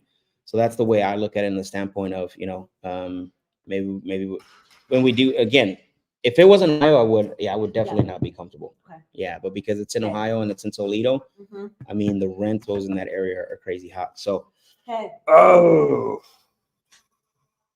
we'll walk into the contract tomorrow. So do we need to, you want to send it tomorrow? Yeah. Okay. Yeah, we'll send it tomorrow. When we get on the live call, we will send it. And then what I'm going to do Send is, and then Brooke's going to call him Okay. to go through the contract. Cool. Is that our dude, by the way? This guy? I have no idea. Okay. Listen, no. All right. Any questions? What do you guys think of that call? Any questions? Yeah, Any that's good. feedback? I mean, we did the whole dance, right? It wasn't like a high stakes One poker of my game. favorite parts was when you said, okay, so I've in the past when sellers are saying that they're gonna call me back, it's because they have these few options. Which one sounds more like you? Yeah, because Love that. cool. Yeah, I mean, right? It's like, hey, usually when someone says they got to think about it, typically it's because of these three things in my experience, right? Number one is there's no trust. Number two, you don't like the offer, or you just don't like me, Yeah. which could be with the trust, but they're not always going to say you because they're going to be embarrassed to say that, right? And some will. I mean, you never know. You will run into somebody saying you, but they're typically always going to default to the offer. So. But I then mean- he said, I want to look up your company. Sure. So he gave an extra piece besides just offer. We're off 7,000. Yep, exactly. Okay. Exactly. Okay. What else was good? There was a couple of things that was good. What else, Bricky? Um, Told you would have locked it up a long time ago. Yeah, of course. But remember, Jermaine, we want to play the whole. Yeah, I agree with you 100%. I like to play the whole dance, right? You can't just meet someone at the bar and be like, let's go home. You got to do the whole dance, the whole song, the yeah, whole get a like. game. Yeah, bro. Come on. No. So think about it. You've been on my call, right, Jermaine? When I talk about the pendulum, right? Sold, neutral, negative. We want to get them right around between neutral and sold, and we did. Yes. We got him right at that 5 o'clock where he's not true neutral, where he's not going to make a decision, and where we didn't make it too easy for him, right? Yeah. Or sorry, he didn't feel like it was too easy, and he left money Yes. on the table. Yes, We went back and exactly. forth. Exactly. We hit him low, 115, 555. We went up, and then we went up again, and then at the end, we ended up giving him, the 128. 128 was the number. Yeah. Yeah, that was his number. That was his number. That was And his we number. struggled to get there. And So we that was struggled the to point. get there, yeah. And that was the point. But for sure, I get it. Jermaine's a professional, though. This guy does dials and stuff, so he knows what he's doing. I'm just giving him a hard time. What else? Stephanie says, so what if you don't have a company? What do you mean you don't have a company? Oh, because he's asking, I want to search your company. Oh, got it. This is why it's important to network. Right. Your buyers are your company. Exactly. Yeah, your buyers, your partners. Like, this is why I said earlier when I first started, I said, don't be a lone wolf. I'm telling you guys, don't be a lone wolf. Woof. All right, any other questions before we jump into? Advertise the JV split percentage. Oh, got it. He says, meaning I knew you were going to lock it up from the beginning. Got it. Oh, all right. My guy's always showing love. Yeah. Jermaine's a cool dude. I was part of one of his training he did a while back. And he's a grinder too. He's always on the phones. So, but yeah, Stephanie, going back to your point, like, make sure that you're networking, make sure that you are, you know what I mean? Like, that's so crucial because it's going to help you. Right. And I know, like, I've had people tell me, like, how do I share a third party story? Because I've never had that experience. And so like, it's like, I've well, heard. your buyers. Yes. Yeah, I've heard, Mhm. Your buyers. What did he say? Use my company or Max company. Yes, sir. Absolutely. Stephanie said, how did you know how low to start? So we find our MAO, which is our max allowable offer, and then we drop it by 10 to 15,000. Right? Our max allowable offer was right around, a tight deal was going to be 132.5, right? That was without us making money. That's we really without us wanted- making we money, really yeah. wanted to be at 125. Yeah, our goal was to be at 125. That's with us making 10K. Yeah. Yeah. So we made the adjustments on a few numbers, and then we decided to go. Yeah. So go with that number of one. We dropped it by, in this case, by 10,000. Because the 15,000 would have probably been too low. He would have hung up. So we dropped it from 125 to 115. Notice I gave an odd number as well too. 155, $555. So.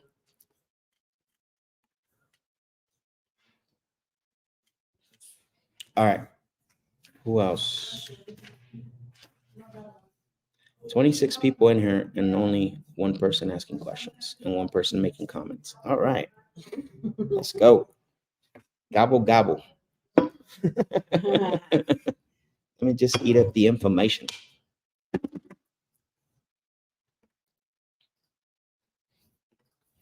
So that's our 6th contract out. And tomorrow we are going to get that thing signed right here in front of you guys.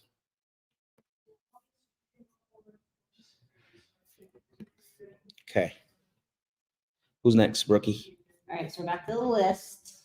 Alice. Okay, so That was a while ago. Like he hasn't sold it. No one's talked to him since then. That was a while ago. it's interesting.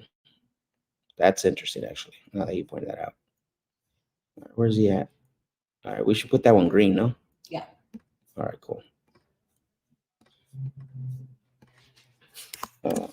Offer. I'm gonna just schedule a seller appointment for that for tomorrow. Yeah. He'll get an email. Yeah.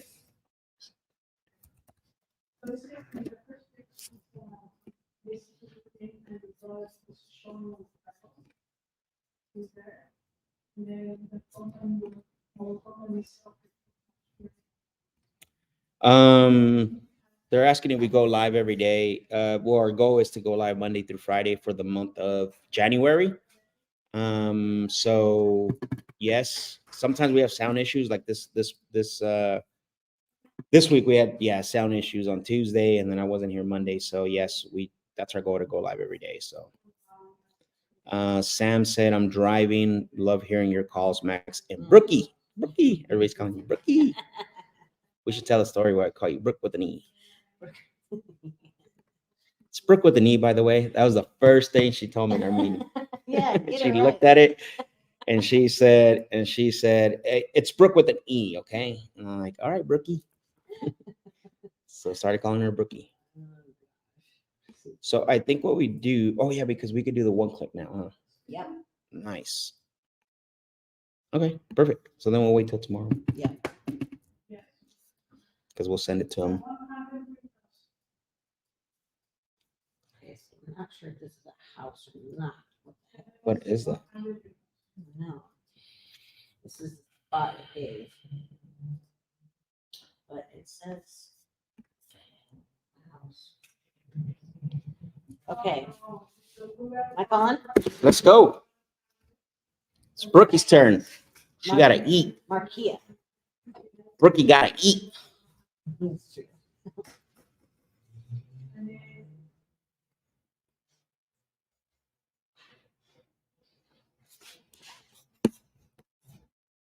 Why do you give odd numbers for offers? Because it just, it sounds like you've done your work, your homework. It's details, right? Like, man, this guy is offering $555 with 33 cents. Like, you narrowed it down to that dollar. Strategy. I said this earlier. Strategy, right? So unless you got leads to burn, no strategy. Just wing it. Just go. What do you want for the property? 3 seconds into the call. Right? Yeah. What do you want for the property? Yeah, that number won't work. Bye. You got thousands and thousands of leads to do that and burn a hole through your pocket, then you're more than welcome to do that. But you give it on number, it means you're taking time, you're using strategy, all that.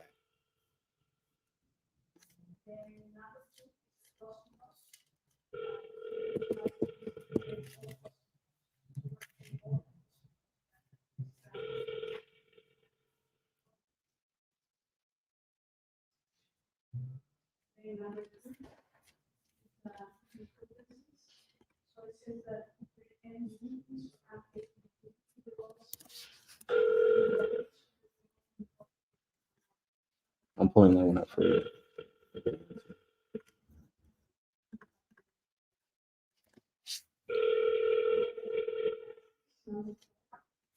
Oh, wait. Who did I just talk to? Hello, hi, Markia. Yes, this is Brooke. I'm calling because I have your information. You had filled out some information online about your interest in selling your property on Ira Road. Okay, great. Well, I appreciate you confirming that. I'd like to see if I can go through some follow-through questions with you and be able to qualify the property for an offer. Is that fair? Okay, great. Thank you.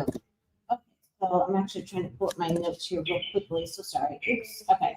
All right. And then let me ask you this. Can you verify how many bedrooms and bathrooms this is? 3 bedrooms, 1 bathroom. Okay, perfect. Thank you. And is this your primary home or is this a rental property? Neither. I inherited when my mom passed. Oh, man, I'm sorry to hear that. Okay. Got you. Was that recently? A couple years ago. Oh, okay. Got it. So you've had it for a couple of years. Has it been vacant that whole time? Yes. I lived in it for a little bit and then we moved out. I lived in it for about a year or two. Like 4 years I had it. I lived in it for a couple of years and then moved out. Got it. I Okay. realized it had me a whole lot of things that I couldn't do for it. So Okay. I had to move out because everything started breaking. I see. Okay. Got it. That's not fun. Okay.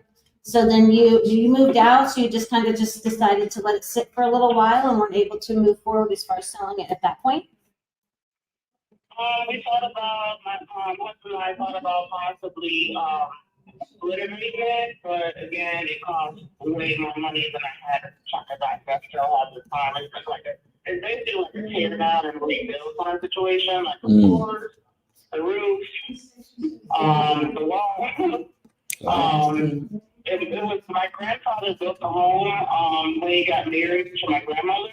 Wow. And like everything, according to the people coming in and out, nothing is technically a code anymore. I see. So yeah. People coming in now. Then the furnace went out, then the water heater broke, and I see. Wow. Okay. And when you say people kept coming in and out, what do you mean by that? like a problem with my water heater. Oh, okay. They come and they check it out, they get it together. Then a little bit later, the same thing would happen, and after a while, the actual gas company came and checked it out, and they said to me the reason is because it just needs it being replaced. Got you. Okay. Yeah. Okay. So then it wasn't too bad for the summer without going without hot water, but you know how that goes. Oh, jeez. Yes. Then, yeah. Then the furnace went out, so yeah. I see. Okay. And how long has it been since you've been inside? Wow. It's been a couple years. Oh, wow. So it's been sitting there a couple of years. So it really is a situation that needs to be scraped. Right.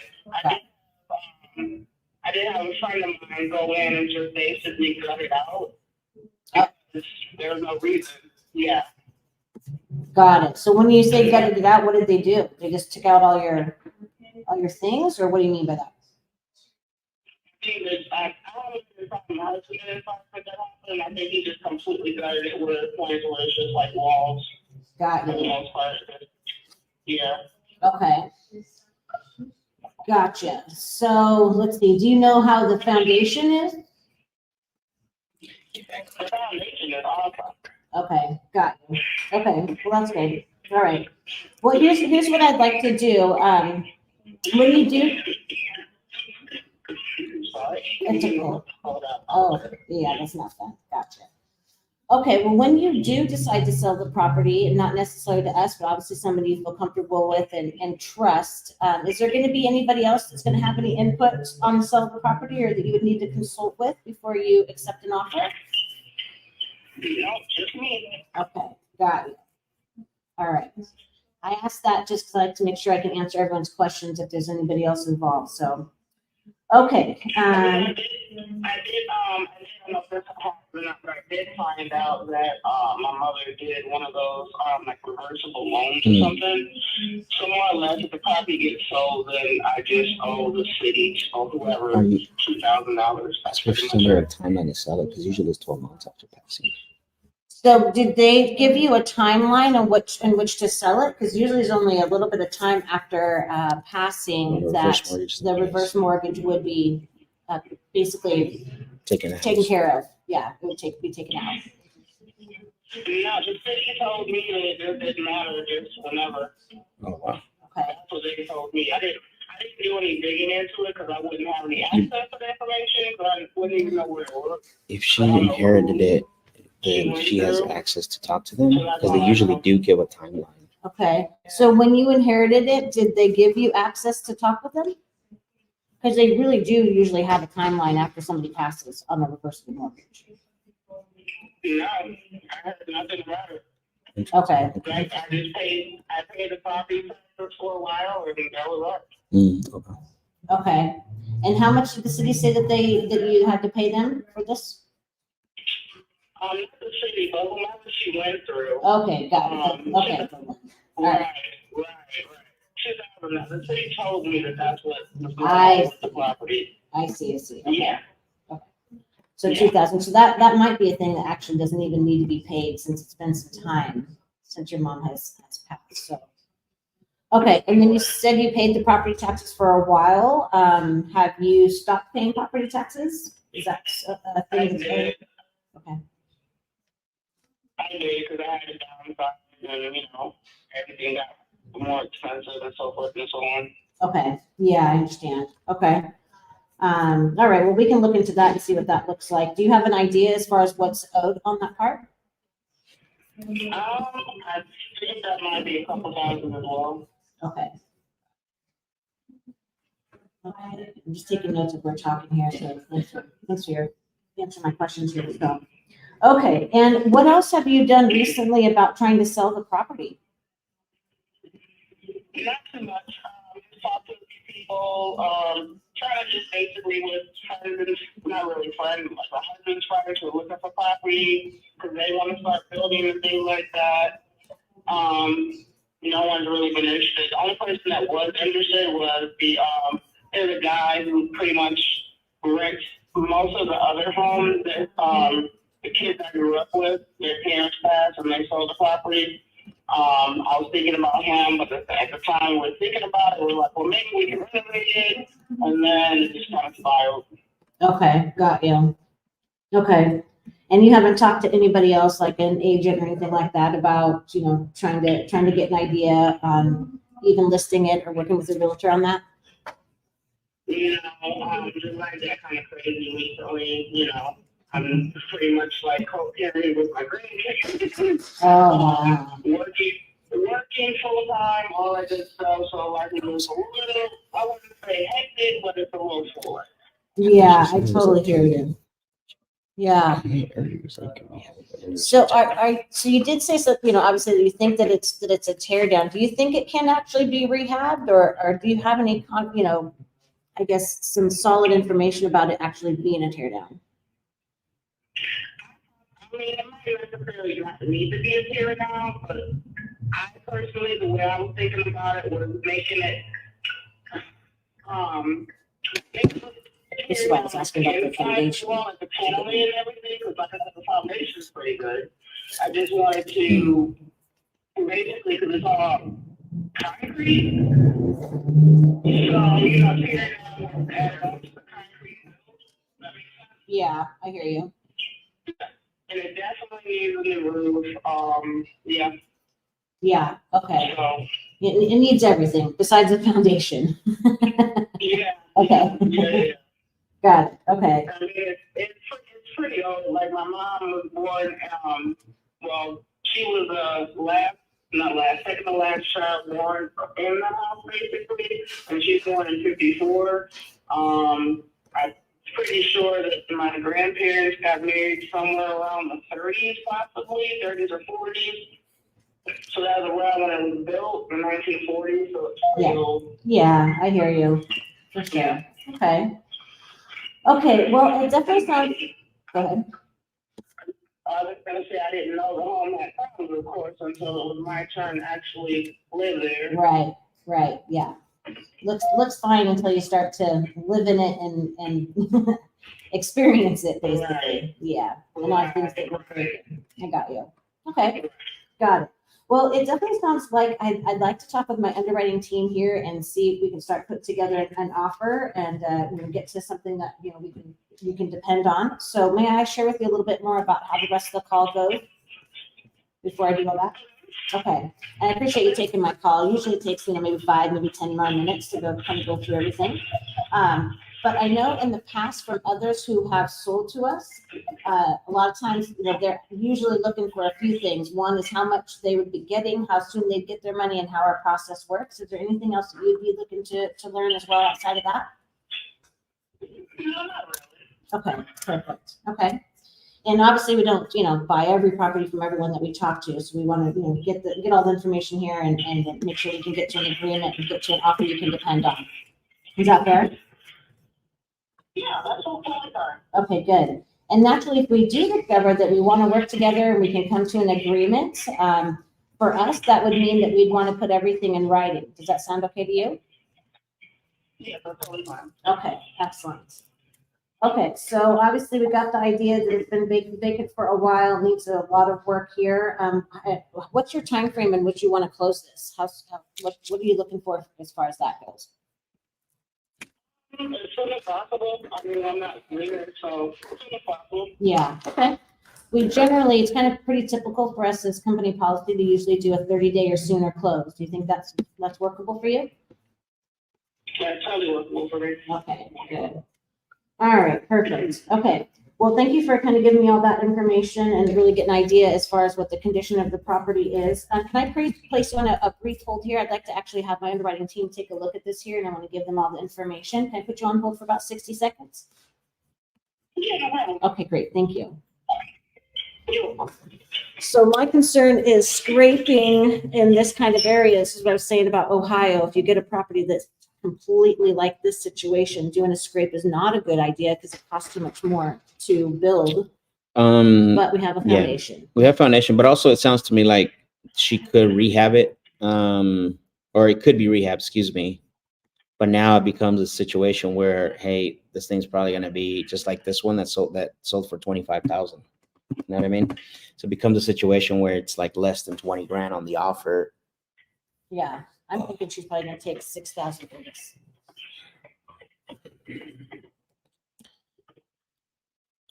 So there's another one. Here's this one sold for 17,000, 3-1, right around the same square footage. Let's look at the home details. 1904. Yeah, hers is a 48. I know it needs a lot of work, but So, but I mean, that's kind of what we're looking at, right? Especially with that type of condition in this area. Yeah. So this is what I'm saying. The cost of rehab or rebuild mhm. is more than what you can get for the value. Yeah, of course. So I think this is going to be a 10K or below offer. Okay. Yeah. See what she wants for it. Yeah. Okay. Thank you for holding. I appreciate it. And it's Marquis, right? Marquia. Marquia. Gotcha. Okay. That's a very cool name. Awesome. Okay. Well, and thank you for holding. I was just trying to get all the information over to my underwriting team, and they're asking me a bunch of questions. So that's good because history tells me when they're doing that, they're trying to work on a good offer that you can depend on. So, and while they're doing that, I know in the past from other sellers that we've worked with, that kind of the day they considered selling, they had a price in mind they were hoping to get for the property. So, what were you considering selling this for? I really don't have an underwriting price. I'm not really trying to make money on it. I'm just really just trying to get it off the base. Okay, so Yeah. so what do you think? Everything is fair. So what do you think that looks like then? If you could, we have the possibility of the $2,000, right? Mhm. Okay, and then we have the $2,000-ish in tax liens. Mhm. Okay, and then what were you considering making on top of that? I don't know. 30 maybe, if that's possible. 30, you said? Yeah. Got it. Okay. Boy, I'm not sure about that one here. Okay, so 30,000 is what you're looking. So 34 is what the number is you're wanting to get for this. Yes, that's possible. Like I said, I'm just looking to get it off my hand, so if Got that's a possible number, I'm willing to work with it. Explain to her about the Okay. situation, being a tear down, fixing up, what properties are selling for. Okay. Kind of give all her right. the logical aspect of it. So let's just talk about this for a quick second here. So looking at, and I have my underwriting team, and Max is looking at some different options that, are properties they're selling for here. So here's the situation. So we have another property, a little bit older, but actually in livable condition, that sold for 17,000, right? So that's a huge difference. So obviously we've got a property here that we've got to, one, decide if it can actually be rehabbed and what's the cost of that. It's almost like rebuilding a whole brand new house. Which almost makes it unreasonable in the fact of how it can actually sell for afterwards. So we have one that sold for 17,000. We got another one that sold for 25,000. Again, livable, but not having to have as much work as yours. So you can see we're trying to get to 34,000 plus all the rehab costs and making any sort of profit on it, and then all the other fees that go along with that. That's a hard number to get to. So I'm assuming that my underwriters are going to come back a lot lower than that. So I guess I'm trying to wonder. So anything other than I know you said, you're not sure and you're hoping for 30,000, but do you see where I'm coming from on all that? Right, but also I'm also thinking of the land that it's on. Yeah. It's about an acre, but it's also an acre next to it. Okay. So, and then I get that, right? Like the land is something, right? But the cost to rebuild. So if we have another property that's sold for 17,000, another one that's sold for 24,000, I mean, they have land as well and a house that actually is livable. You know what I mean? So if we are in a situation where we're actually going to have to completely start from scratch, then if we're talking about, we're talking about at least 100K to even build the house. And that's probably on the low end, or to redo it, right? Like that's a lot. So the land is a piece, that's for sure, but the lots, in fact, I should try to see what the land value even is for a property. Often that's, usually like we're talking like 2,500, 3,500. I'm looking up right now just to see. So it looks Yeah, like value 14,000. Okay. 14,000. Yeah. So even so probably more closer to, yep. Okay. So 2,100 for the land alone. That's what I'm saying. And when you're, so I get what you're coming from, but it really actually isn't as much value as what it seems it should be. Okay. So that's where we need to see. So if I can't get that 30, so 34K, I'm assuming that you wouldn't look at any other offers other than that. Like I said, I'm willing to listen. Mm-hmm. See what sounds possible. I'm very, I'm patient. I'm reasonable. I'm not, Yeah. And I appreciate that. That's great. Okay. All right. So let me put you on hold for a quick second here and get right back to you.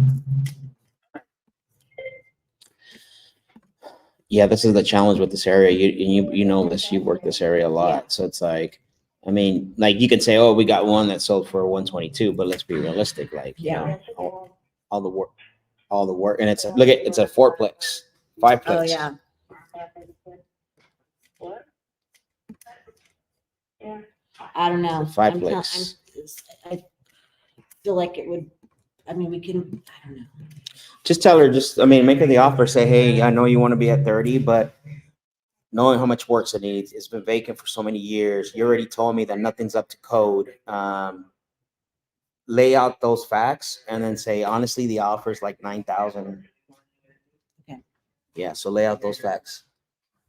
And then make it the Facts offer. are how much not up to code, how much the property. Yeah, look, and just say, hey, look, I understand, obviously my underwriting team is just running numbers. They're not in the conversation with us. I told them where you want to be at, but you have to also understand, I know you want to be at 30, but we have, obviously we have a property that could be a tear down, but could also be rehab.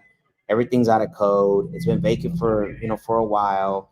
So really, in order to feel comfortable for us to even, try to do something with this, we're going to be, the offer is way super low, which I set the expectation of, and it came in like at 9,250. Okay. Are you there? Thanks for holding. All Markia? Yes, ma'am. Okay, perfect. Okay. All right. So I'm just talking to my underwriting team here, trying to gather information so we can, see if we even have something we can work with here. And I understand you're trying to get some money out of it. I mean, obviously we talked about the fact that it could possibly be a tear down or even rebuilding, from scratch or really from at least the foundation. Excuse me. You already had mentioned to me that it's been, it's out of code, everything there. And then it's been vacant for quite some time. So, generally speaking, that just makes it a property to dilapidate even more and further, not being living in the home. So I understand what you're trying to do, trying to get to the amount you want. But really for us to be able to see if we can even do something with this, I mean, we're a heck of a lot lower than what you're wanting to do, but they came back with, $9,250 net to you. Okay. Oh, excuse me. Am I able to think about that? Get a little bit of time to think about that? I mean, I asked me what, let me ask you this, what would you need to think about there and for that? Just maybe if that's something that's okay with me, just give me like a day to think about it. Okay, how close to that number do you think you could get that you'd feel comfortable with? Like I said, I'm not positive yet. Like I said, just give me a day to think about it and consider it. Mhm. Like I'm on my way to work right now, so You're on your way to I can work. call you back.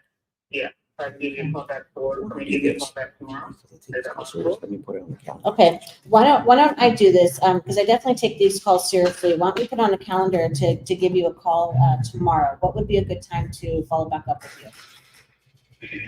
I would say probably about noon. About now? Okay. No, I'll say noon. Oh, noon, sorry, excuse me. Okay. Yeah.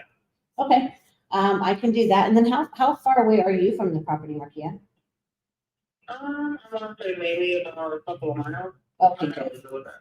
Okay, perfect. Okay, so, all right, so I'll give you a call at noon, and then, let's see here, we can just kind of talk this through a little bit more, and see if we can get to an agreement, we can make this thing work. All right, thank you so much. Okay, thank you, Markia. Talk soon. Okay, bye. She didn't say no, which is a win. Yeah, she didn't say no, which is a win. Always when they say no or you're crazy or no, don't Right. or hang up, that's a win. Right. But obviously, and she knows. I mean, realistically, when she said 30, she's shooting for Yeah, the I'm like, moon. Like, Damn. Girl, Yeah, what are you going for life? yeah, Okay. she's shooting from the moon, and I get it. There's sentimental value, and we take that in consideration. But at the same time, like, the numbers are the number. The numbers are going to be the numbers at the end of the day. Kind of like how you told that seller the other day. Remember when she's like, "Well, people buy because yeah, because yeah. they feel they Right. want to buy the property," and that's like, yeah, but we're not the feeling type of people. You got to understand, you're an agent yourself, and the numbers have to make sense. And then what did she say? Oh, yeah, you're right, Brooke. Yeah, You're right, I'm a Brooke. numbers I'm a girl. numbers girl. Yeah, I'm a numbers. So again, she didn't say no. She didn't like cussed at you and said you out of your Right, dang mind, exactly. nothing. Trying to be nice and reasonable. Exactly. So there's nothing to really that she can do with this property. Right. So it's like, maybe a good thing would be to see if she has pictures of it. I mean, she hasn't been there in a long time, so I Yeah. doubt it. You know what I'm saying? But we cannot pay more than 10 grand for that property at all. Yeah, we can't. And, yeah. And I think that's even the likelihood of us trying to move this is there's a challenge there. It's not a win. No, but that one that sold for let me go back here. The one that sold for 17,000 that I pulled up on, that's actually that's for sale right now for 33 as is. See this? Yeah. It's bad. Like, so it's for sale for 33, right? So somebody bought it at 17 and then they're putting it on the MLS for 33,000, which that's crazy. Super high. Right? Been on the market for 30 days. Is this a flat listing? I just want to see if this is a flat listing. No. So what do you think an ARV is? I think ARV is going to be, let's look. It's a great question, Brookie.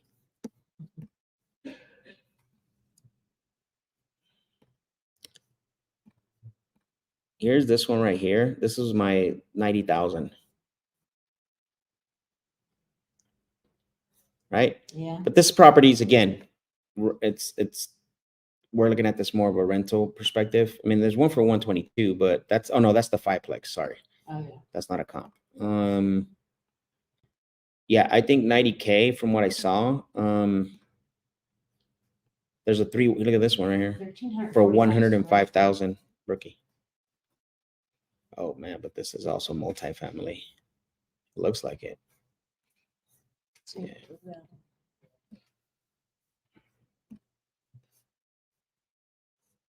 Single family residence, but built in 1958, so sold for 105.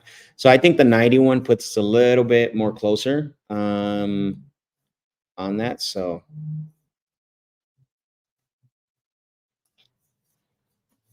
okay. So yeah, so we'll set up that callback, which is great for the live tomorrow. Let's see here. We got a few more questions, and then we'll probably wrap up. All right, let's go with Chris Voss. Never split difference. Odd numbers. Do some Jedi. They do. They do. How many deals have you sold since you started doing the live? Sold. We're still marketing them. It's been recent. We've only been live 8 days. So Right. yeah. So Alice is the one that's been marketing. But we we have have one one, yeah, that's committed. So I mean, we're still marketing them right now, effectively. Let's see here. I'm here. I have a friend who was killed in a car accident. Her son wants to sell off all properties. I just got started with the program. I have questions. Have you talked to, when you say you just got started with the program, I'm assuming, which program are you speaking of? Sorry. Hey guys, what parts of North Carolina are you buying? I have a motivated seller off of North State Highway 581 property, 100 years old on 1.5 acres. What's the city? I mean, I would like to know what the city is. Yeah. Trina says, go Brooke. Hey. I don't have an issue talking to the seller. I would like to JV on the dispo side. Okay. Well, I mean, tell me what the city is and I'll let you know right now what you think it is. All properties are in 96 in Greenwood, South Carolina. That's the one that bought the friend. I just don't understand the program. I'm confused about that. Would you go up to 128.8? Ron, we actually are going to be staying at the 128. Yep. Yeah. Unless there's a lot of pushback tomorrow, maybe. But our goal right now is to stay at the 128. How do I close on a pre-foreclosure? Depends on the exit strategy. I'm not sure what your exit strategy is. Is it to wholesaler? You're going to need time. I mean, he just put it Spring Hope, North Carolina. Can you look that up? See where it's at to see if it's worth it. One of the properties lakefront and the other's a nice neighborhood. One on 22 acres. All I need. I've got a motivated seller in Spring Hope, North Carolina. Do you dispo deals in that? We're looking it up right now. Let's see, private or do deals with me. Okay, got it. Depending on your questions, you can reach out to your coach that reached out to you originally. If you want to drop the question there, I sometimes will jump in there and answer questions, but I would go back into the Discord channel and ask the question that you need to ask. Oh my God. Lopez says to wholesale. Oh, to wholesale. So yeah. So I mean, just make sure that you know what I mean. You don't want, when you have somebody in foreclosure or pre-foreclosure, like pre-foreclosure is they got the notice of default, which is, you want to make sure that you are, you got enough time, how much is in the arrears? Are you going to sell it as a sub 2? I mean, there's all these factors. You could wholesale sub 2 and all that stuff, but the key here is the time that you have left. How much is in the arrears? That's gonna make a dent inside of your entry fee, right? If you're gonna wholesale it. So those are a lot of things that you need to find out. If you got 30 days and the entry fees in the what's in the arrears is 20,000, 30, 40, 50,000, and it's $150,000 property, no, you're just wasting the seller's time. So you have to find that out. Those are the things that you need for that. Lopez investing. You definitely need that information. So Spring Hope is 38 minutes from Raleigh. That's cutting it long. Usually we like to be 30 minutes from any major market, 38 minutes. I mean, I know it's only 8 minutes more. Send us the details. Go to sendusthedeals.com and send us the details so we can look at it, Digi Savant. So that way we can look at the details. Savants. Digi Savant.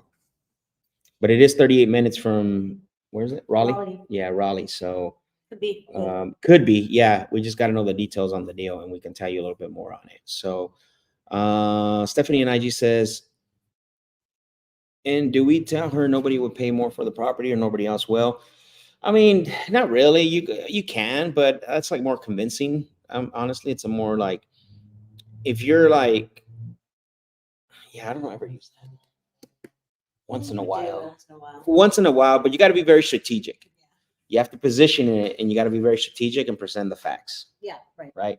Sort of like the guy that I was talking. Actually, I just did that with the guy that I was talking with earlier, for sure. But I did it strategically, presented the facts, did it logically with, hey, you list us on the market. You're not going to walk away with 128. So can you please give a short description of ARV? Okay.